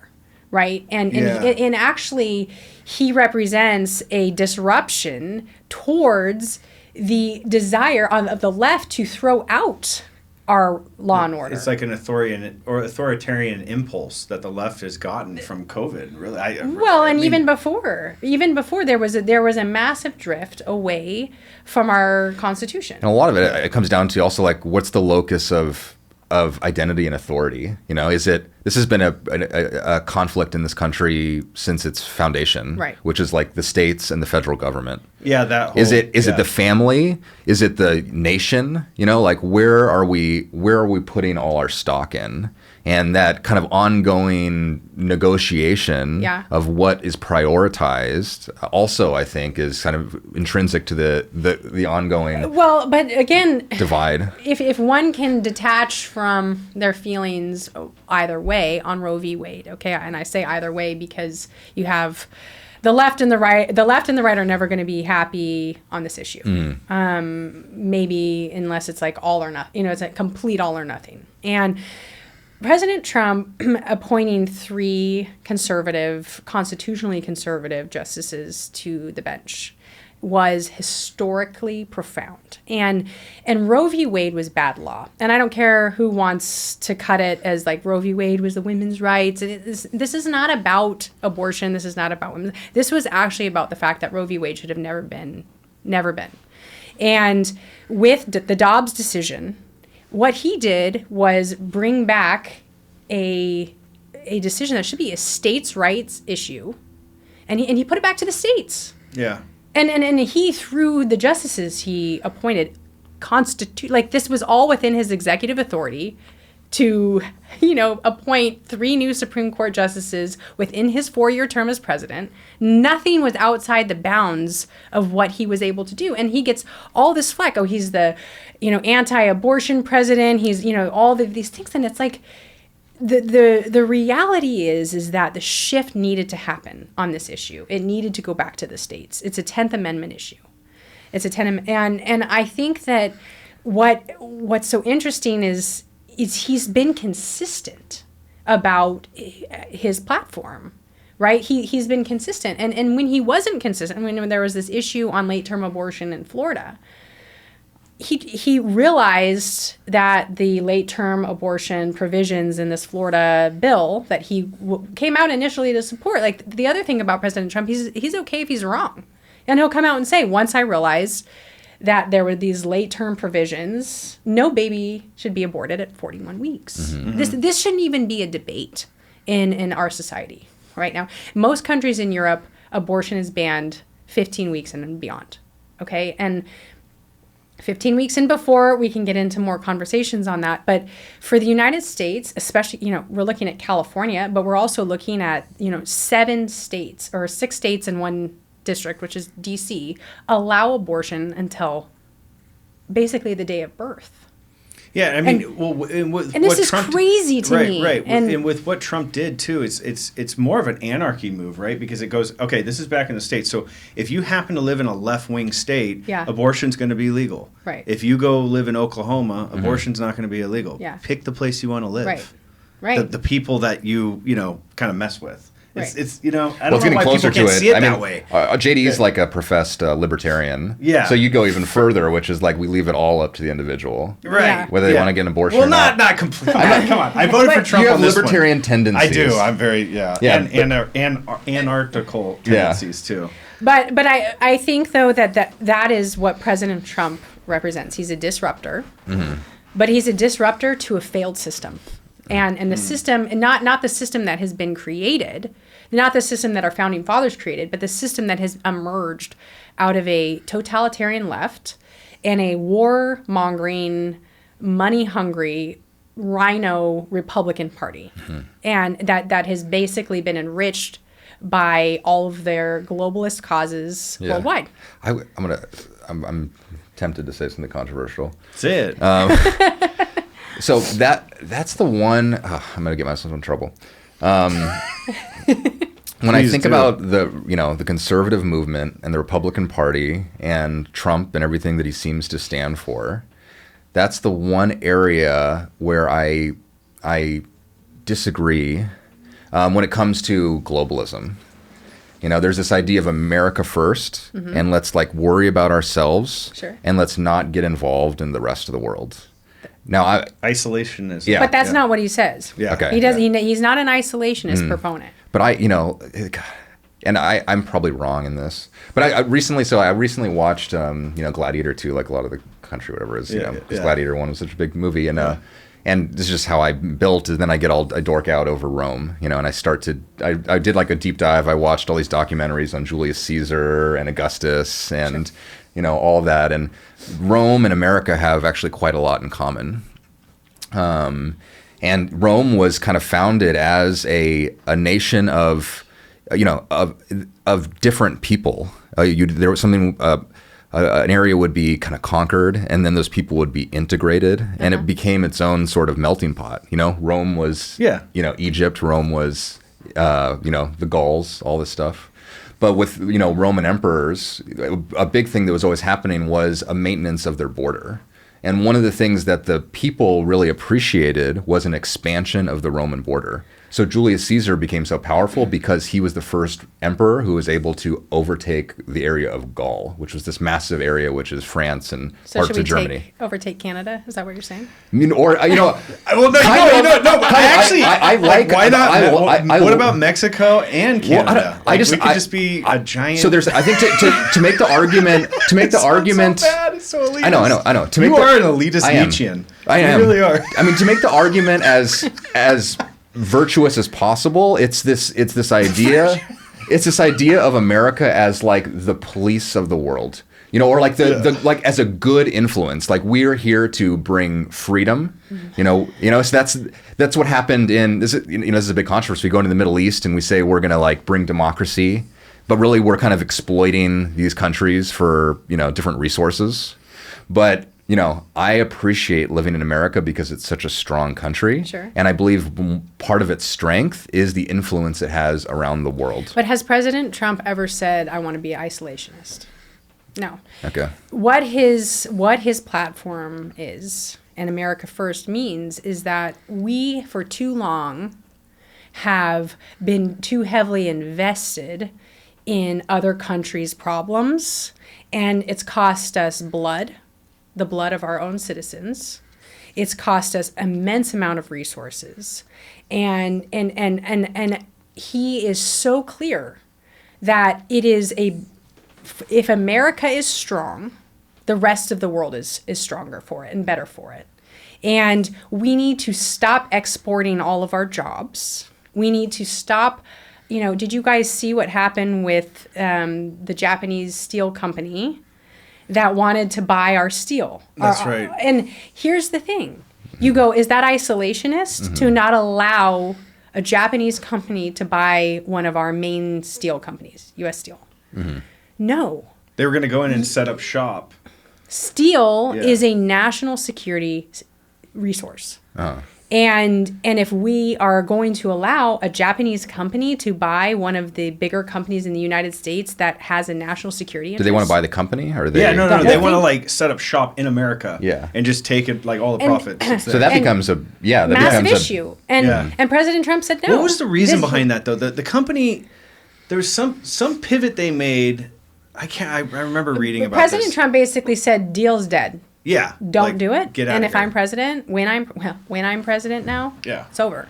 So get out of here. And did they? Yes. Yeah. I mean, it's happening, Yeah. right? And instead, he's then said, anyone who wants to invest in America, right, can come invest huge. So that you have SoftBank just recently $100 billion. And he asked for another. $100 billion. On camera, that was hilarious. I love him. This is what he does. He's a deal man. Yeah, he's a deal man. And so this is not isolationist, but it's practical. He's looking for ROI, How return on investment. But let me finish that. Okay. You can't come by our steel because it's a national security. It's a national security interest, and we are not going to sell out firms and companies and industry in the United States that are based in national security interests, right? Or have national security interests. But you can come invest $100 billion and we'll take that. Yeah. And that is still an open door policy for investment, right. but it is not at the expense of America. And he continues to go through this, right? What do you think about? Sorry, I'm passionate about it. What do you here's Israel, Palestine, Russia, Ukraine. Those are like the kind of major conflagrations that are taking place in the country right now. What does Trump think? What do you think our involvement should be in those conflicts? I mean, I think President Trump was very clear and very victorious in his first term, right? He had Iran sanctioned to the point that left-wing media outlets were saying Hezbollah is broke. Right? What does it mean when terrorist organizations are broke? And Iran, who funds terrorism, what does that mean when they're broke? They can't go create havoc around the world, right? So and not only that, but then he also had the Abraham Accords. So he had this two-part. I'm going to get our allies to come alongside us, and we're going to sanction Iran so that they cannot fund terrorism. So efforts through diplomacy. Hard diplomacy. Yeah. You're talking about the Saudis and Israel. The Abraham Accords primarily was the Saudis and Israel coming together. Yeah. And like doing business together, which is like out of the question out there. And they were like such a big deal. They were at the table. He brought them all to the table. That's still just a lurking threat, right? We just understand, and it's tied into Israel Palestine, and it goes back to 2001 and prior to that, I'm sure. But we just recognize that there is this kind of ideological threat that is that consciously would love to destroy and undermine the power of the country. But here, you look at Blinken and his failed policies over the last 4 years. It's like art and food diplomacy. This isn't what's up with that guy? He looks like he's always crying and stuff, right? He's it's just terrible. Who's this? He's what is he, the Secretary of State? Yeah, I've seen some videos of him. They're probably doctored, but it's just like they're not doctored. Has he been the Secretary of State throughout? Through all Biden's he is presidency. Yes. But this is the difference between soft and hard diplomacy. Okay, when my boss, Rick Grinnell, was ambassador to Germany, right? President Trump has gone on the record a number of times saying about Rick, there was no happier woman in the world than Angela Merkel. When I brought Rick Grinnell back from Germany and put him in a higher position to DNI, acting DNI, because he was tough on Germany. He knew what they were doing to us, and he pushed back with Merkel in a way that made President Trump happy. And at the time, what's so profound is actually hard diplomacy works. If you have the White House, like a President Trump behind you, when Rick says something as ambassador to Germany to Merkel, she knows that he is bringing forth the president's policies and that he means it. That President Trump meant it. And this is the importance of also having a strong defense, right?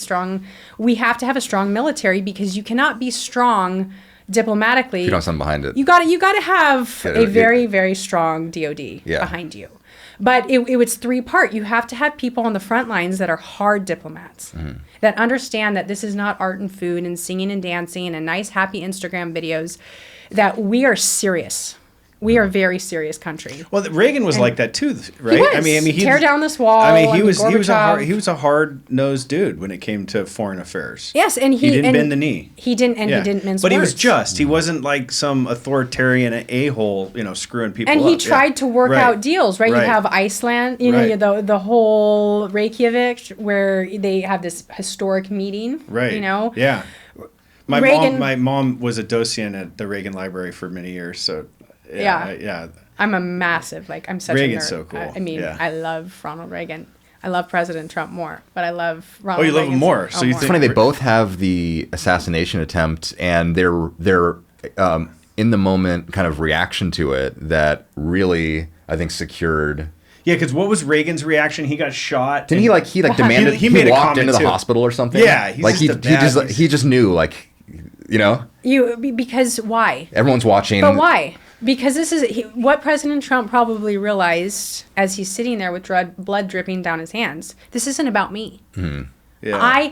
I have to stand up and give all of these people courage and hope when I walk out of here. And that's Reagan too. Or right? is he just a savvy entertainer who knows that, like, probably this is my Probably a bit moment. of both, yeah. You know? Yeah, this is my because moment. that event It turned did. so Fight. We many were all. people- I was driving to. Look- I was driving look to at- Silver Lake, you know, and I Yeah. saw it coming in or Yeah, whatever, no, and you I was texted like, me, and yeah. I was watching the video Like, with dude, it's Sarah, done. my daughter. It's done. Because it says president, and I was like, holy crap. Those Well, I mean, pictures are insane. That's when I was like, he That's won. when Elon came out in support of him. Well, and Yeah. Zuckerberg. I mean, and who? Zuckerberg. Well, no, but still, he was in an interview saying, like, Yeah. when I saw that, it's like, how could you? It's undeniable. There's something about Mark that Well, yeah, of course, he's a weird, but it's not even weird.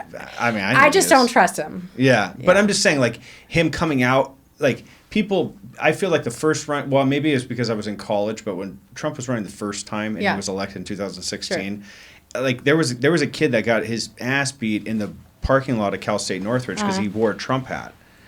So, but that wouldn't happen right now. In Dude, I college. was It's at different. the Four Seasons the other day. I was having lunch with someone at the Four Seasons, and I saw a guy walk in with a "Make America Great Again" hat and like Balenciaga on, and he was valet parking, and he walked right into the Four Seasons, and no one batted an eye, which would not have happened. Well, what's another thing that I noticed? Massive shift on Trump support. Well, yeah. And last night, we went to Candy Cane Lane, right? Mm-hmm. And I don't know if you've taken your kids to Candy Cane Lane over the years, but it used to be a really cool place, right? Yeah. Like, it used to be like people would be giving out free stuff, and there's just a lot of enthusiasm about Christmas. And it's a famous place in SoCal where, and I went there last night, and it was like it was when I was a kid.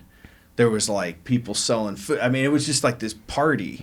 Like you can actually celebrate Christmas, and it's actually, okay. like the Christians can come out and be like, yeah. This is like, a it's shift. given there's a big shift. He's given And that's SoCal. President Trump has given people permission to be okay with things being great again. That mediocrity does not have to be rewarded. That's a big deal. It shouldn't That's be a rewarded. big deal too. Right? Yeah. Make America healthy again. This concept I'm of excited about RFK that. Jr. I know. I love that guy. You guys, I'm such a nerd. I sat there during the pandemic, read and listened to his book, The Real Anthony Fauci and the Global. I don't want to read that book because it would just. My gosh, I know. You do. And when people ask me, what do you think about the appointment of nomination of RFK Jr.? And I'm like, have you read The Real Anthony Fauci? That's all you have to ask. And then if they say no, it's like, if you understand that this man is based in fact, every single thing he said in that book is backed up by a citation, a medical journal, and that is authentic, that Robert F. Kennedy Jr. is absolutely brilliant. And to actually make America healthy again is, again, this is like, why have we accepted such a low bar? Yeah. The media, low bar. They can lie to us. We don't care. We can eat garbage food, have obesity at all-time highs, literally be the most overweight, unhealthy, diabetic, and spend the most money for it, right? We spend the most money for education per student, the most money for healthcare per person, and we're the 40th in education, the worst in health. Worst. It doesn't make any sense. And all for this capital on simple stuff like food dye. And in Europe, you can't have food dye that you can have in the United States. On our, GMOs, people who are celiac, people who can't eat gluten, they can go to Italy, they can go to Colombia, and they can eat gluten. They can eat bread, and they can eat soft pretzels, and they can eat pasta because they don't have the GMOs. And we just have to, what it is President Trump is a mandate on excellence. That we get to be excited. Well, and he embraced the Libertarian Party too. That's the thing. Because I was there. I was there. Yeah, you were there at the Libertarian convention at the Huntley Hotel. And the craziest thing when he said about Bitcoin too, because I'm a big Bitcoin guy and been trading for years, and like I was like, you saw all this stuff happening because I'm a big RFK fan. I've seen him on all the podcasts and he's one of us too. He's a sober guy, and so I got a soft place in my heart for that guy. And I saw that happen, and I was like, oh yeah, that's it. The assassination tip, that's even more it. Yeah, I don't know what happened before. Was it the assassination or the RFK jumping in? I think it was the assassination. Okay, so the assassination kind of was like, okay, he's going to win. How could he not? A lot of people's and then the embracement of the libertarian cause, basically. Yeah, that was fun. That was a wild. It was a wild convention when he went there, and he's so brave. And he was getting booed at. And stuff. But it's so much noise, and he's like, oh yeah, so take your 3%. I mean, this is what's so great about him is he can walk in anywhere. He can walk into North Korea. Literally, first president since what, the 70s? I mean, he can walk into a libertarian convention, which I'm not saying libertarian conventions in North Korea, but and he can say, you know what? I know what I bring is excellent. I know what I bring is valuable, and you can either get on board or not, but we're going to keep going with or without you. And North Korea. And eventually, well, not really the Libertarian Party, but many people in the Libertarian Party became Trump supporters as the Libertarian Party endorsed the most non-libertarian ever, right? I know that. Well, that was the biggest reason that the guy that they brought on the ticket, because it was Joe Jorgensen, I think before, who was pretty good years ago, and then they put a guy on the ticket. That was for he was such a fundamental. He was for the vaccine mandates. Yeah, that's all you have to say. You're not a libertarian. He was for trans kids getting hormones at like 11 and stuff. Because and this is the danger of libertarianism, right? Because it's this idea of like absolute freedom over yourself. So the government can't like meddle in any of your affairs. So if you want to you want to grow, poppy field and do heroin or whatever, right? Like no, but really that's kind of and that's that's anarchy too is kind of part of that too, and so there is a danger. At the convention, President Trump, what did he announce? Clemency for Ross Ulbricht, and I met his mother, Lynn Ulbricht. I'm sure you guys have followed this story for Ross, Free Ross. That was the big message, and he comes and he's like, "Yes, if I'm elected, there is clemency for Ross Ulbricht." Right. And so this young man who was going to be in prison for the rest of his life and die there likely is now not going to be, and that is a massive win. And it's the same for like Snowden and some of the other. I mean, he went back on that one, right? I'm just speaking on the libertarian. On the libertarian convention, and it goes to it makes me excited. I went to this New York Young Republican gala last week, and it's so nice to be in a very elegant, bougie, high-end, amazingly dressed people, and to have it be like, it is exciting to see kind of the golden years of America reemerge. Like, we get to be excited about excellence again. And I really mean that. I think part of the reason that excellence has been devalued over time is it's an idea of if you have people who are underprivileged, and you want to help them, one way is to empower them, but another way is to lower the bar, right? And it's an effort to like make people's lives better, and in effect we're diminishing excellence because it's oppressive in a way to people that are underprivileged in comparison to them. Right. And I might say something incredibly controversial here. I mean, I don't know how controversial. I've had a real issue with the trend of Sports Illustrated recently where it's like... Well, JP came out and said some crazy things about... Yeah, we're big JP guys. Jordan Peterson. But I'm like, some of these... This is they bring this mom of, I don't know, 2, and then she's on the cover of Sports Illustrated. And, I have 4 kids. I work out every day. I'm very, very, very disciplined about my eating most of the time.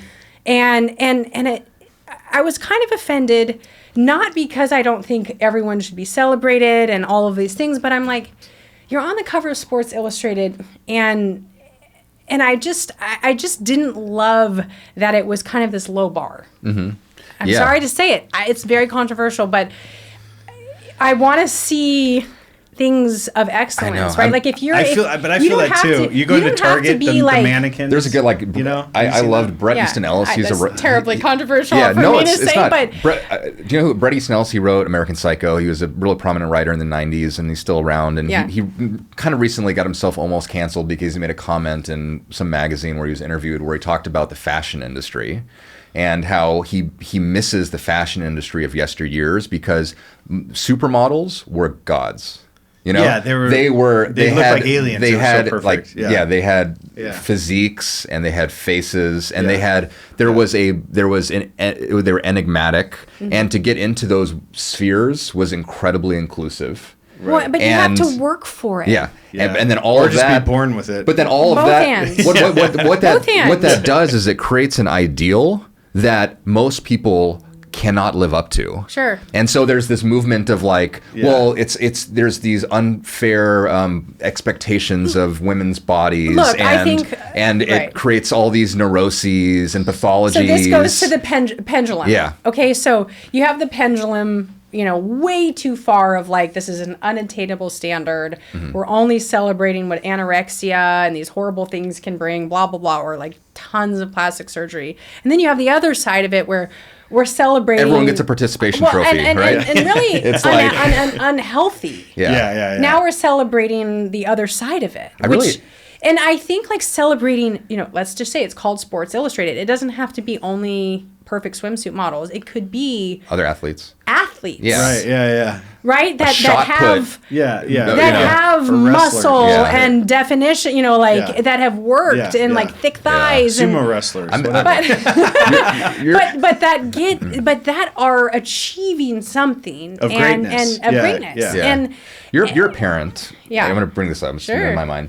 So what do you think about, I don't know what your style is in your family with your parenting styles, but we've all kind of, having the influence of parents is one of the things that we have most in common. And I think it's one of the ways that we kind of understand the world. If you think about most religions, you think about God, the Father. It's not, I don't think, a mistake that we kind of created that way to conceptualize even God, But I work in the drug and alcohol treatment field. I'm a director of operations for a local treatment center. Okay.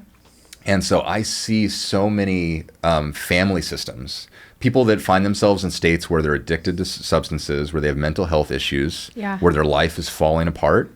Oftentimes that there's a kind of deranged family system that's associated with it. Now, in an ideal world, you have the father and the mother. And one might argue that they have different roles to play, and they have different strengths. And they have different weaknesses. Sure. And when dad goes too far, we have mom.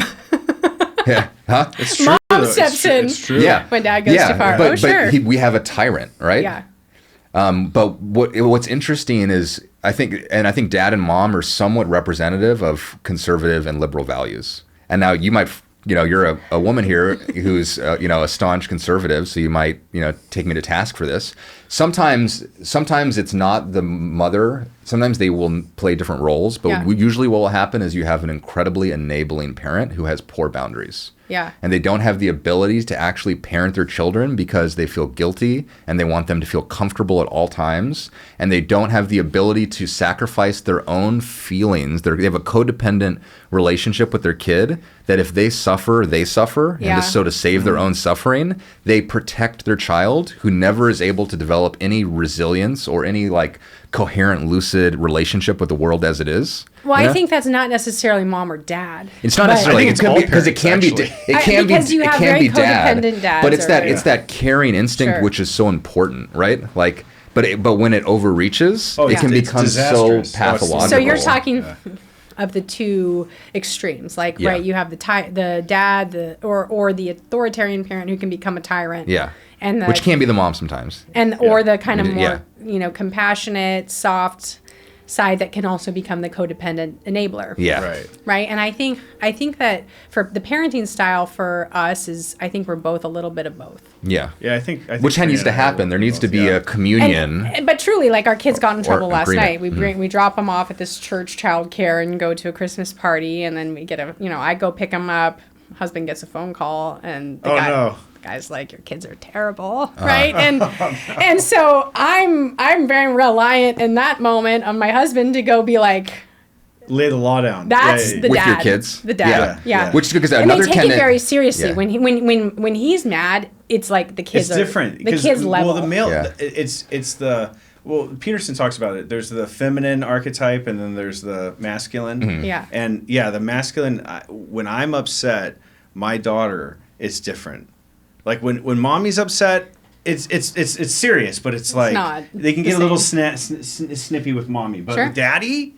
When he got mad this morning, like I'm sure it's just the house was silent. Right. Right. When I'm mad, it's like, yeah. So another approach to a situation like that I've seen, like my sister goes to she lives in LA and she goes to like some sort of like art school, and I go to the functions and they're like incredibly liberal and it's, they're amazing kids and it's a fantastic school and all that. But there was an incident where my sister's daughter and another girl kind of got into some sort of trouble, and another parent kind of tried to discipline them because probably they were teasing her daughter, right? And she was like, you can't do that. And so you had this kind of strange adult who took some sort of stance with these kids, and they came and they ran and they cried to mommy and daddy. And instead of mommy and daddy saying like, what did you do? And kind of trusting the other parent, they protected them, right? Yeah. And they went to bat for them. And I don't know exactly what happened, but you could see that there was a real, that was the easier instinct, was to protect the child rather than to. But I would argue, sorry for jumping in, I would argue that sometimes protecting the child is, you have to understand the scope, right? Like, or the breadth or the depth of what did this other parent do? Yeah. But if the other parent was just regulating in a different way. just laying down the law. Yeah, whatever. It's actually more of both of our default to be like, so what were you doing? Yeah. Right? But we also know our kids are kind of have a high propensity towards being rebellious and challenging. Not rebellious in a bad way, but they're always challenging. Not like mom and dad, I just don't know where they get that. Yeah, I know. Yeah, right. Apple doesn't fall far from the tree. Yeah. So it's true. I take full responsibility, but I do want to make a point because we're on this podcast on sobriety and seriously. Yeah. I'm sure you guys saw President Trump talk on the fact he doesn't drink, he doesn't smoke. It's incredible. I don't know that, and I haven't heard him speak on it, but I know that JD Vance as well. His mom is JD's. Is he 10 sober? years, no, he's not. He understands recovery. Yeah. It's why, like he's a normie, right? Because most normies don't understand recovery. They just don't. Right. Like you might think you witnessed, do. He grew With it his up. mother, right? Yeah, but he understands like the power of recovery and how good it is, and like. And President Trump witnessed firsthand what substances do with his. Was it his brother, his right? brother, His brother John. died. Yeah. Mm-hmm. Yeah. And it was alcohol. And the president won't touch alcohol. And truly, he commands around him a level of excellence, because he's not dabbling in these types of things that can, make his judgment off or disrupt his judgment. And I think it sets a different standard too when he can say, out of pain, out of seeing someone I love suffer from substances, I now can have compassion and understanding, but also discipline to not be part of that. And it goes into, his really dear friend Steve Witkoff gave a speech at the Republican National Convention for the president, and this is I think one of his best friends, years and decades maybe, and he talked about the president's compassion for the loss of Steve's son over opioids. And this was a profound moment for me at the convention, because you have all these very seasoned speakers that are politicians and, et cetera, et cetera. Steve's speech was from the heart.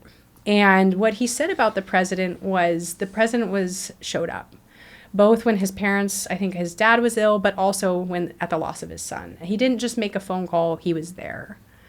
And during his presidency, he really held Steve and was like, hey, I want you to do an opioid really talk on your son. And we want to bring an awareness towards the opioid crisis. And he and Melania hosted a big event, and the president went and was just like, I really want them to know your son, so go talk on your son. And here's the thing is that most people don't know about the president, is that he has deep compassion for that and deep empathy and understanding because of this place of pain that he obviously has been in, that he spoke on, but also that his friends have been through, losing a child to drugs. And it's one of the reasons I'm really excited to see what he's going to do with fentanyl. What do you think about the fentanyl crisis, the opioid crisis? Well, I think one thing that perpetuates it, because I know that you were talking to Shireen about this, a while back, but is the whole Obamacare thing, because that's changed our landscape of things. But I mean, if you go back historically, we have this fentanyl epidemic. Yes. Prior to that, there was a big heroin epidemic. It was coming from Mexico and from Afghanistan to the East Coast. Yeah. And then there was the whole OxyContin thing with Purdue family. and all the dirty doctors and that whole thing. There was the crack epidemic of the 80s. There was the cocaine. There was the 70s. There was prohibition and everything that was going on in the country with alcohol. There was the opium wars in China, over people that, the opium dens that people will just get lost in. There's always some sort of crisis of people who need to fall on and depend on really a false, cheap source of dopamine, probably because they lack it in other areas of their lives. Sure. Yeah. And I think, we just look at fentanyl. Yeah.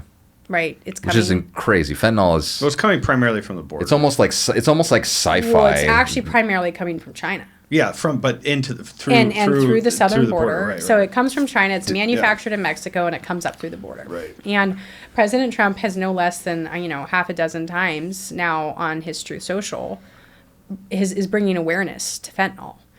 I'm going to tariff China an additional 10% to my proposed tariffs, which during the campaign he was talking about 60% tariffs on China, and then additional 10%. Why? Why the additional 10%? Because if you don't actually handle the fentanyl crisis that we've been talking to you about for the last 4 years, that nobody actually took him, no one takes Joe seriously, you have to have a consequence. So deal with the fentanyl coming over our border, and maybe I can consider not tariffing you, giving you another 10% in tariffs. So this is like the strong arm approach. But he also said, I'm going to make it my duty, my mission, to bring a nationwide awareness to what is happening with fentanyl, because it is a lot worse than you think. And we see that in California. Yeah. Right? We see accidental fentanyl, not just yeah, a 13-year-old takes a Xanax or something because they're experimenting, but they order it in the mail, it comes, we see see death. I'm sure. I mean, how many people have you seen die from fentanyl in the last 12 months? Just countless. 15? I've had 20? Yeah, directly more. And then indirectly. It's it's just a constant. It's a constant thing. But the question that, and I think Shireen has talked on this, what's the increase in your 6 years? How has fentanyl, or what has it's way worse than. I got sober 20 some years ago, and back then it was the classic heroin, alcohol, and the opioids were a problem. The whole OxyContin thing was a problem.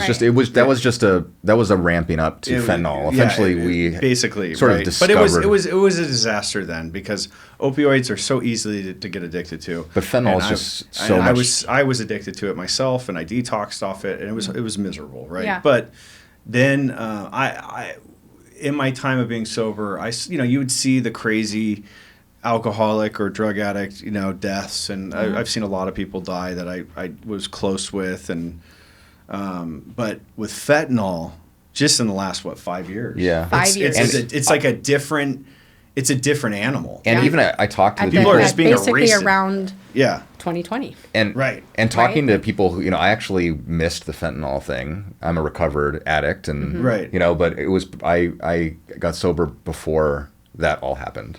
Thank God. Yeah, but I've talked to a lot of people and had my own observations on how things have changed. One of the interesting changes is that heroin is very hard to find at this point. Yeah. If you wanted to get it, and fentanyl, the effect that people report is less euphoric, and it's more almost like fentanyl is used for anesthesia. Sure. In conjunction with other drugs. You know, the effect. Well, so I mean, it's like why the question is why are young people seeking this, especially hardcore are drawn to this experience, which is essentially anesthetizing themselves, right? You know, why do they need to anesthetize themselves? So I think that, you know, when you talk about China and all that, it's important, and to use like on a microcosmic scale, working in a treatment center, one of the things we do is we prevent people from having access to substances. While they're there, there's regulations, there's supervision, and so that stuff can't get in. We check the mail, we search their rooms, all of that stuff happens. Mm-hmm. But then we also recognize that that's kind of the Band-Aid of it all. Mm-hmm. That's the preventative measure. Mm-hmm. But ultimately, these people have to go out into the world where there's going to always be... There's a liquor store on every corner. Yeah. You know what I mean? And so what is the underlying... What's the driver? And then how is that addressed? And what influence could a political party or a president or an administration have with that? You know, well, it's empowering churches. It's the God. I mean, I keep it really. But I also think once you respond to that, and then I think to your point though, it's looking at why with China. Why does China have a vested interest in sending fentanyl over our border? Yeah.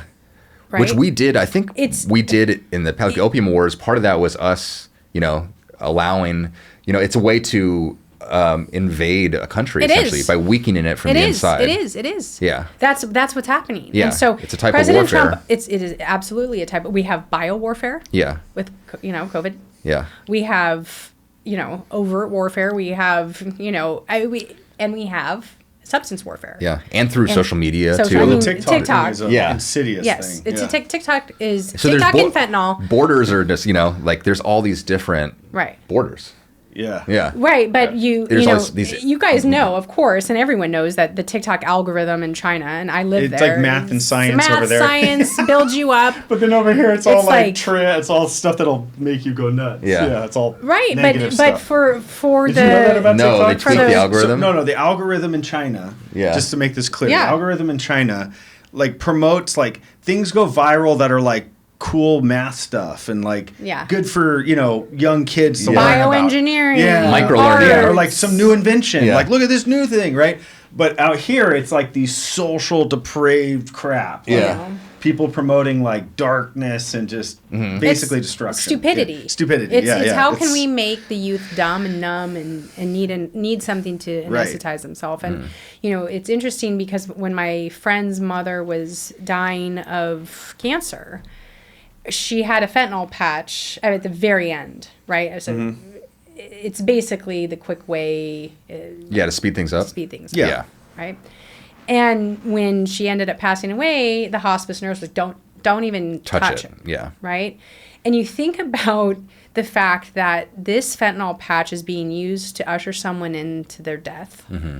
And it's also something that someone who wants to live can't touch. Yeah. But yet it is coming from China over our border, and being, pretty much laced in anything and everything, and killing a lot of our population. And if not killing, completely enabling or completely inebriating to the point that they're not functional. Yeah. Mm-hmm. And it gets, I think, to your point, there is an underlying, right, that how do you care for the person to bring them out of this?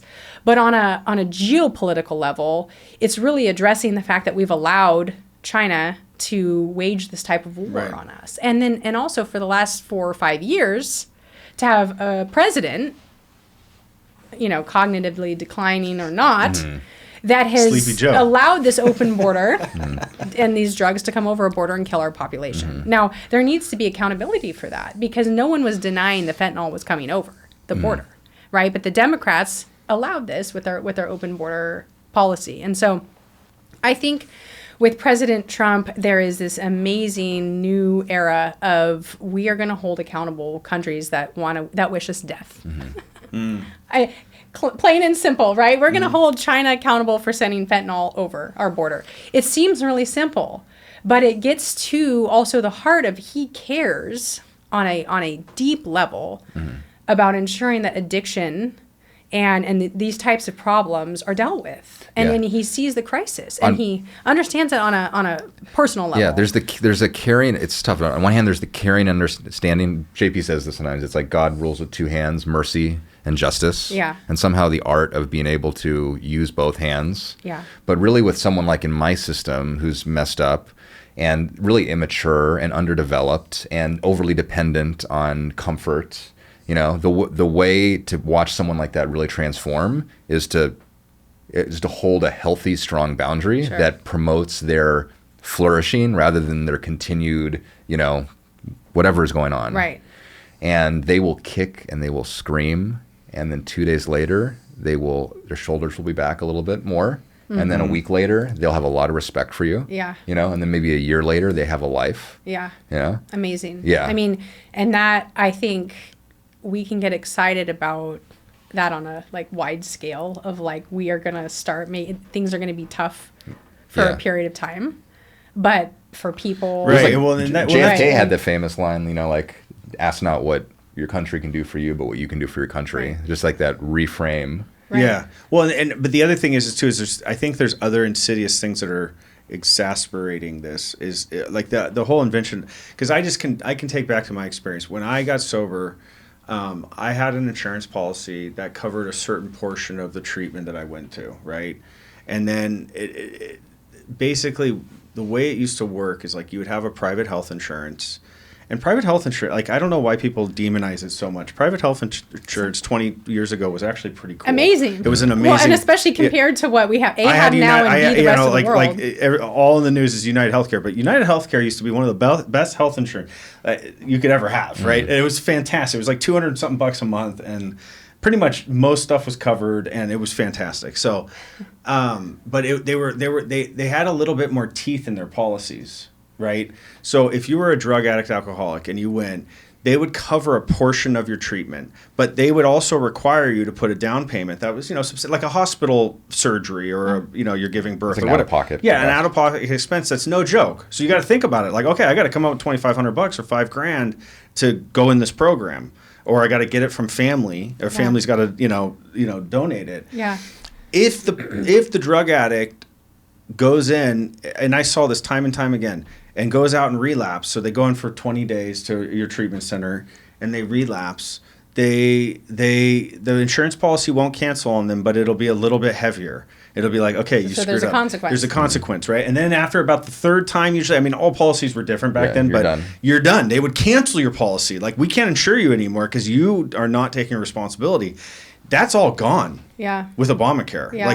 These guys are on a revolving door. What do you think should happen? I think we're going to have to revert. I don't know where this money comes from. It's not the Obamacare thing. I work in the field. Nobody takes that. You go to Tarzana, you go to one of these county places. But I'm saying Obamacare as a overall, the government has gotten so involved in healthcare policy now that it's screwed up. So do we need a whole revamping? A Doge for healthcare? I honestly think because I've seen and you've seen this too. You see people that have they relapse and their insurance gets better. Mm-hmm. That'll happen. With benefits, the way it works is you get authorized for certain levels of care, right? And it's based on certain contingencies. Like if you've been sober a period of time, then you're only approved for PHP instead of residential or whatever. If you relapse, and most policies are set so that they reset that whole process, mm-hmm. And then you're able to get more benefits go to a detox and a res, which is a more expensive level of care because it's what's indicated. There's remember the bum and the bum in Ventura. It's why he's the $1 million bum. Yeah, you've heard of that story. It's why this guy kept going in and out over and over again, and he just keeps getting. Yeah, of course. It's one of the controversies of addiction that what's happened in recent years is that addiction has become classified as an illness, as a disease. It's in the DSM. It's an actual thing, But is it really? If we use the analogy of cancer, for instance, if somebody has cancer, I know where you're going, but it still doesn't. It's different. I know it's different, but why is it different, right? Yeah. If someone has cancer and then it goes into remission and then it comes back, what do? You you do the treatment again. You give them chemo again. You didn't say, they failed 3 times. But you don't give it again. I think but what did they do in the 30s? They invented a program that was a nonprofit called ANA, right? Yeah. And that works for millions of people. And it works. Oh, I was like, when I always thought you were going for the lobotomy. Yeah. You're like, no, that's the one flew over the cuckoo's nest stuff. For me, in some respects, I think all of that is good, but it comes back to you're too compassionate. No, it comes back to the family system. Well, that really at the end of the day, it doesn't matter how many times they go to treatment. It's the family system, and it's just the underlying culture. And I'm thinking about this thing. Both JD and I are like we're huge like Friedrich Nietzsche fans. We've read a lot of Nietzsche. Sure. He's an interesting philosopher, and one of his like most popular kind of crowning statements was that God is dead. He's got this thing that God is dead, and we killed him. And what are we? We invented him, and we killed him. Yeah. What are we going to do about it? So one of his grand kind of like projects was looking at the idea that our entire civilization was basically built on the back of Christian ethics and morality, and that we don't buy it anymore, and that it can't hold us anymore. And what are we going to do?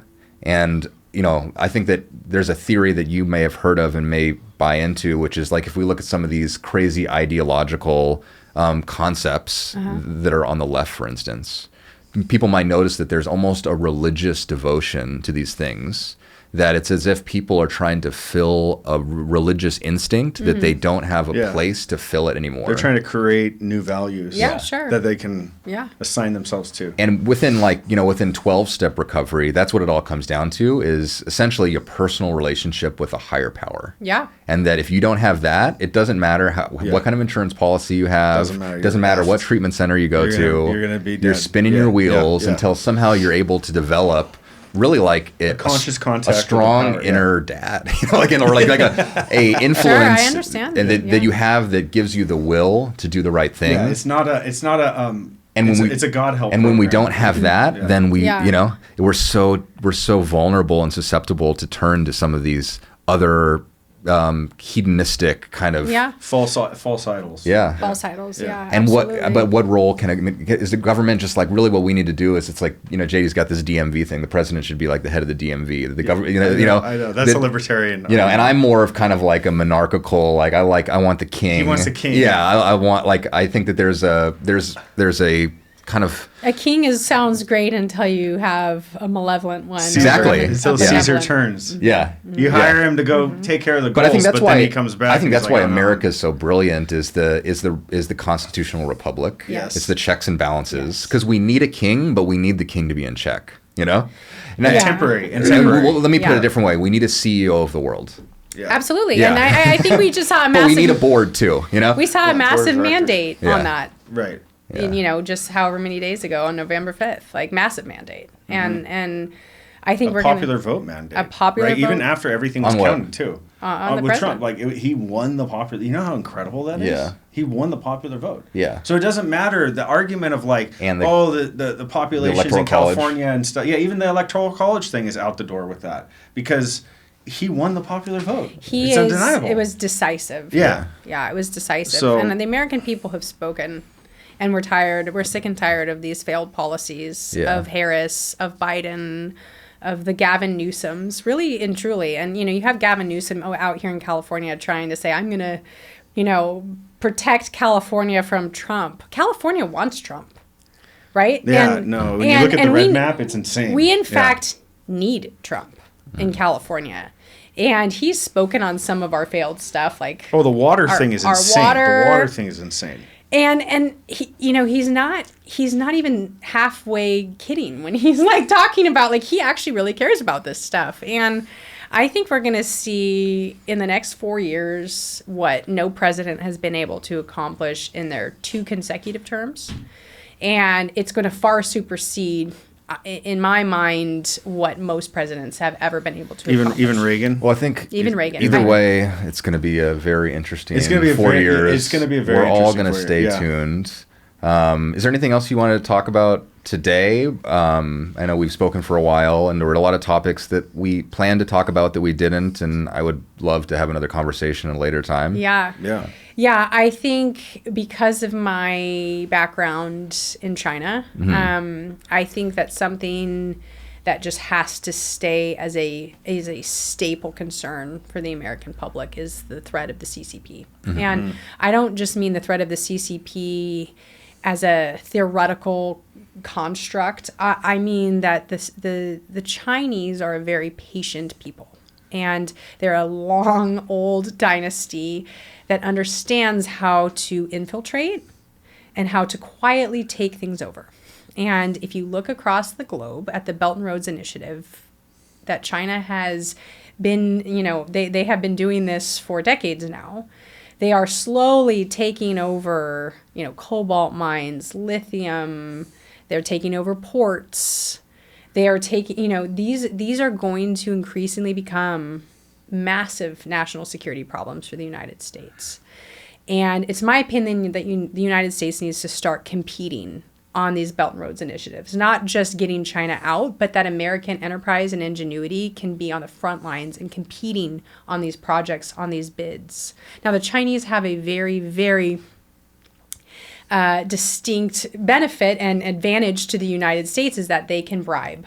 And the United States is not able to bribe on the national arena. And I'm sure you guys know this, but it is one of the hard and difficult challenges of a cobalt mine or a port is that we are not able to participate in the bribery that the Chinese are, that the CCP is. And because they just represent one interest. Yeah. And we America's like decentralized pretty much, right? But like, we've also committed to non-bribery. Right. Oh, and they're All committed to, they don't have the same regulations on bribery. And they can always do it cheaper. Well, they can do it cheaper because why? Because they don't actually have to pay their laborers. Yeah. And I mean, I worked in And so in we're China. really benefiting by proxy of a type of sort of pseudo-slave labor that exists in their country. But they are benefiting. We are not. Well, we're benefiting by getting their cheap goods that are cheaper than we would maybe be able to manufacture them. Right, but so not, we get TVs and we get clothes and everything is at a different. Yes, but this goes to your own point. Yeah. Give them bread and circuses, and they'll never revolt. Yeah. The Chinese understand that if we get a bunch of cheap garbage from them and bread don't and care, circuses, yeah. don't TikTok. care, right? Bread and It's circuses. again, and really good drugs that just. And look, a lot of these sports organizations are owned by the CCP. Yeah, that's crazy. The you know, NBA is surprising. you see You these- make people dependent on you. Yes, Yeah. yes, And but then you have power over them. you have power, Right. but here we are. We're taking this cheap junk that breaks. We used to have like really nice toys. Like you look at the kid stuff you get for the kids. It was like wooden and nice and well Yeah. put together. And now it's just cheap plastic garbage. Okay, but that's America being just cheap. Right, and allowing itself to And be lazy. sold. And lazy. But what Lazy. I'm talking about is actually bigger than that. We are not competing on a global scale Right. in Argentina on a port. Right? Like, why is that? Or in port- Africa, right? Or in 'Cause they Africa, have on a these lot of cobalt interest. mines. Yeah. This is very serious, and it's not just again, it's not just like, oh my gosh, the Chinese are getting cobalt. No, like after a certain period of time, when they have a monopoly on a lot of these resources and a lot of these ports, and that creates an inability for us to have access. And then we start getting choked out. And this goes to point two that I'm very passionate about on China, that China has started to acquire a lot of land in the United States. And the president has talked about at length, should we... This is like farmland, right? Farmland. Yeah. Hotels, large buildings, right? The Peninsula Hotel in New York is now owned by the Chinese, right? And you have, the Roosevelt in New York got overrun by migrants. So they've completely, it's dilapidated, deteriorated. What once used to be this amazing, beautiful hotel is now this gross kind of rundown place. The Chinese are going to come in and bid on that when migrants aren't there anymore. And what we need to do is we need to have a plan in place for American developers to bid. How do we outbid them? Well, we Do we should not subsidize be- it so that we charge less That's a to the client because the government's backing it? In China, you're not allowed to buy land. Uh-huh. You as a Chinese Because it all national, belongs to the state? you as a Chinese national get a 99-year leasehold. You do not get to own your real property. You as a foreigner do not get to own property at all. Right? So they have an effective border policy and they have a regulation on foreign purchases of their what? Precious real estate. Because they understand, the Chinese understand that real estate is one of the most valuable assets, resources, right? You can't, so if you have these laws like we do in the United States that protect your real estate. Yeah, once they own the real estate. The CCP owning wind farms in Texas, or the CCP owning, the Peninsula Hotel in New York, this is a slow, and the Chinese are willing to be slow about this. The United States is young, it's energetic, it's, very, very adrenaline based, but the Chinese get that this is the long game.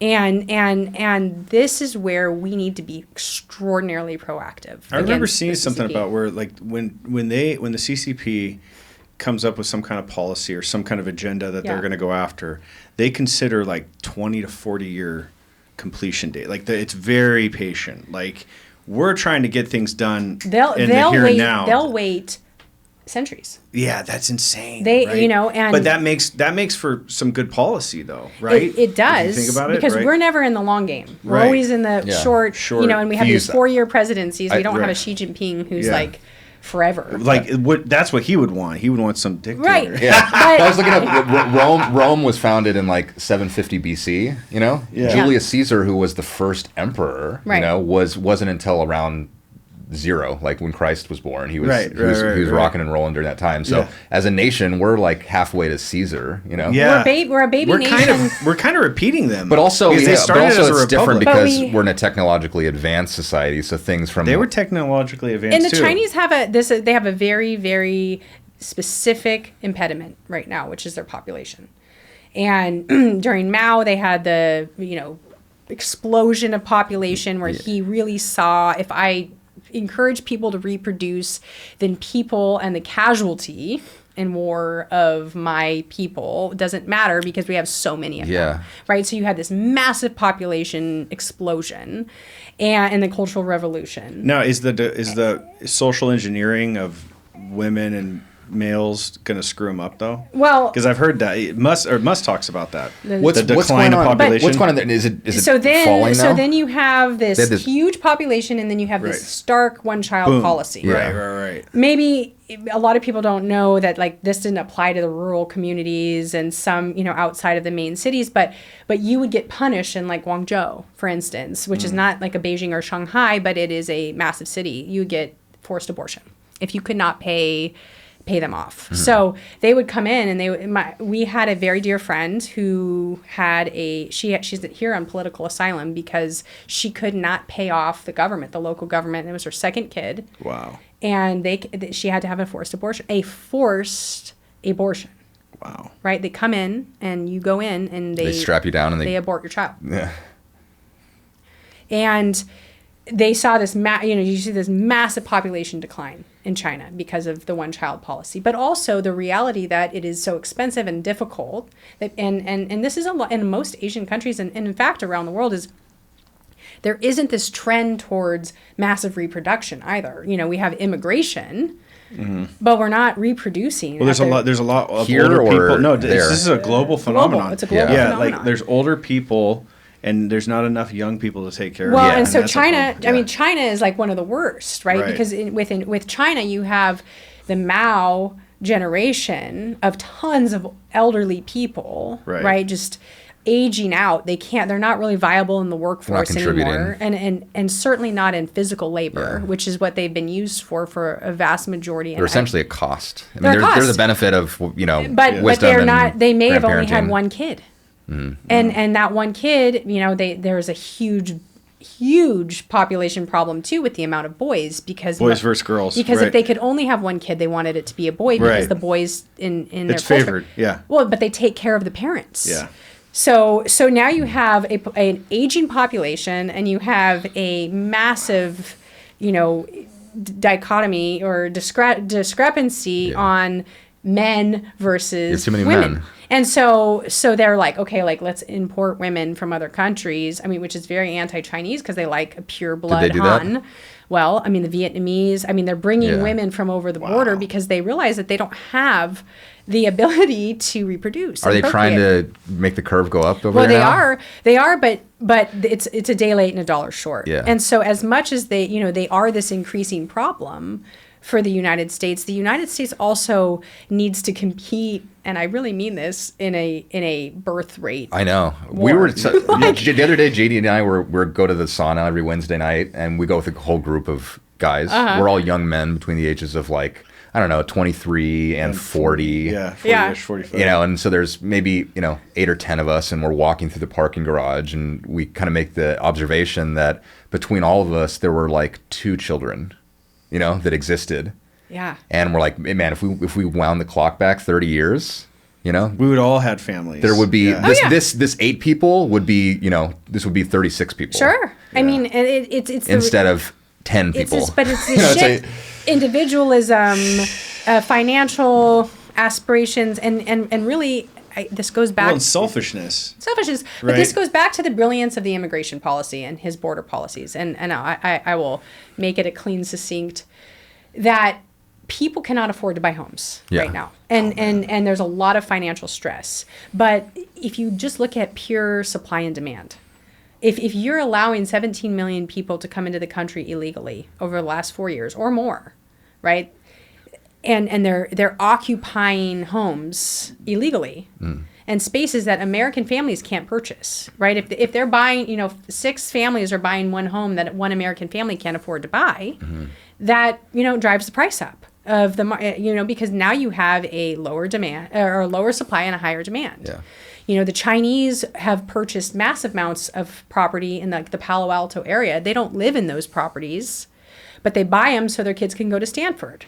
Right, there has to be a regulation on the purchasing power of illegals, of illegal immigrants, and foreign nationals. Yeah, foreign nationals, but especially foreign nationals that are not allies. Right, right. If we are allowing, essentially some of our most threatening countries to be purchasing land, wind farms or huge real estate developments in Palo Alto, for instance, then American families can't purchase. So his plan to deport is very pro-American citizen, right? Because the less people that are occupying these homes, now you have a higher supply and you can meet the demands, right? And once people can start affording homes again, once people can afford education, right? His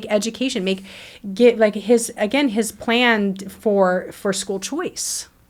Right? So many people are scared because I can't afford private school and I don't want to send my kid to these really woke, far leftist public schools in the inner cities, right? I think we're going to see with education almost like you have the legacy media, and what's happened is that we've had the kind of underground sort of decentralized media that's cropped up. You start to see the similar thing happening with education. That there's these universities that are expensive and not providing good educations and are ideologically captured. Right. And then you're going to hopefully, Well, like Jordan Peterson started his own. He has his own things, like $500 a year, and you don't get a credential yet. Not yet. But everything is just, lectures from the best, professors. It's a demand for, we deserve better. Yeah. Our education system is deteriorating just as much as our infrastructure, just as much as our airports, just as much as our border. I mean, it's all combined. And if Americans feel like I can be prosperous,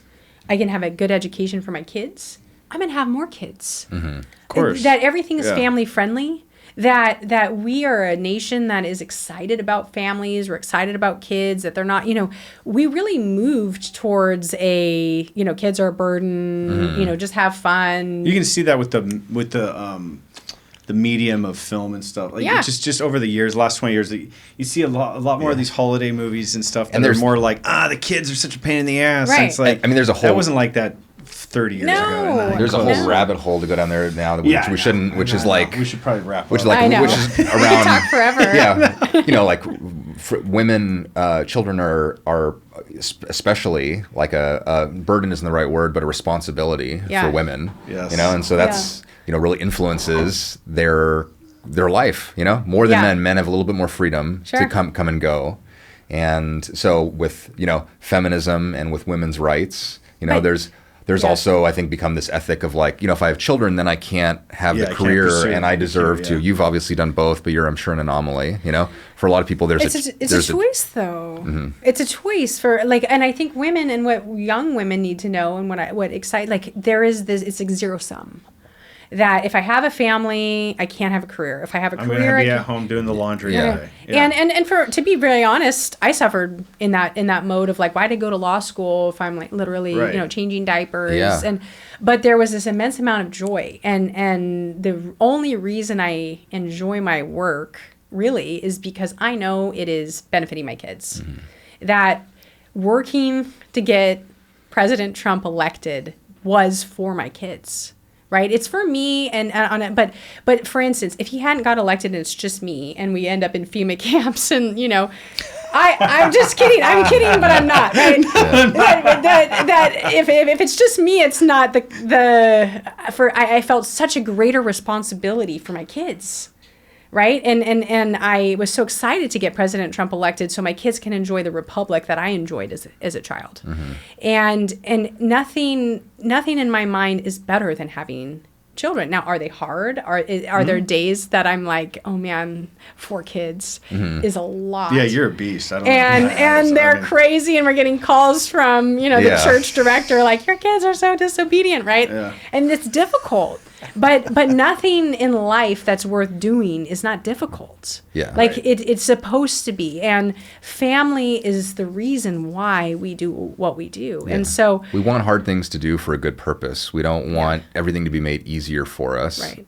So that we're dependent on someone who feels good because we're dependent on them. Right. Yeah. And you have organizations like Turning Point that I think are... You've met Charlie Kirk, huh? Yeah, Charlie's great. Tyler Bauer, who runs Turning Point Action, is great. You know who Charlie Kirk is? Dude, he might be one of the sole reasons why Trump got... I mean, he was going on college campuses, just like... He made a big shift in the young... Oh, really? Yeah, I wouldn't say Charlie's the sole reason, but I'm saying like just that organization and that spearheading of like going around to college camp. That's the election results would have been vastly different, but for Charlie Kirk. Yeah. He's one of those guys that like he'll be in politics, I'm sure, down the road. Yeah, I'm sure he'll be somebody. But Turning Point is one of those groups that it's like they are impacting culture.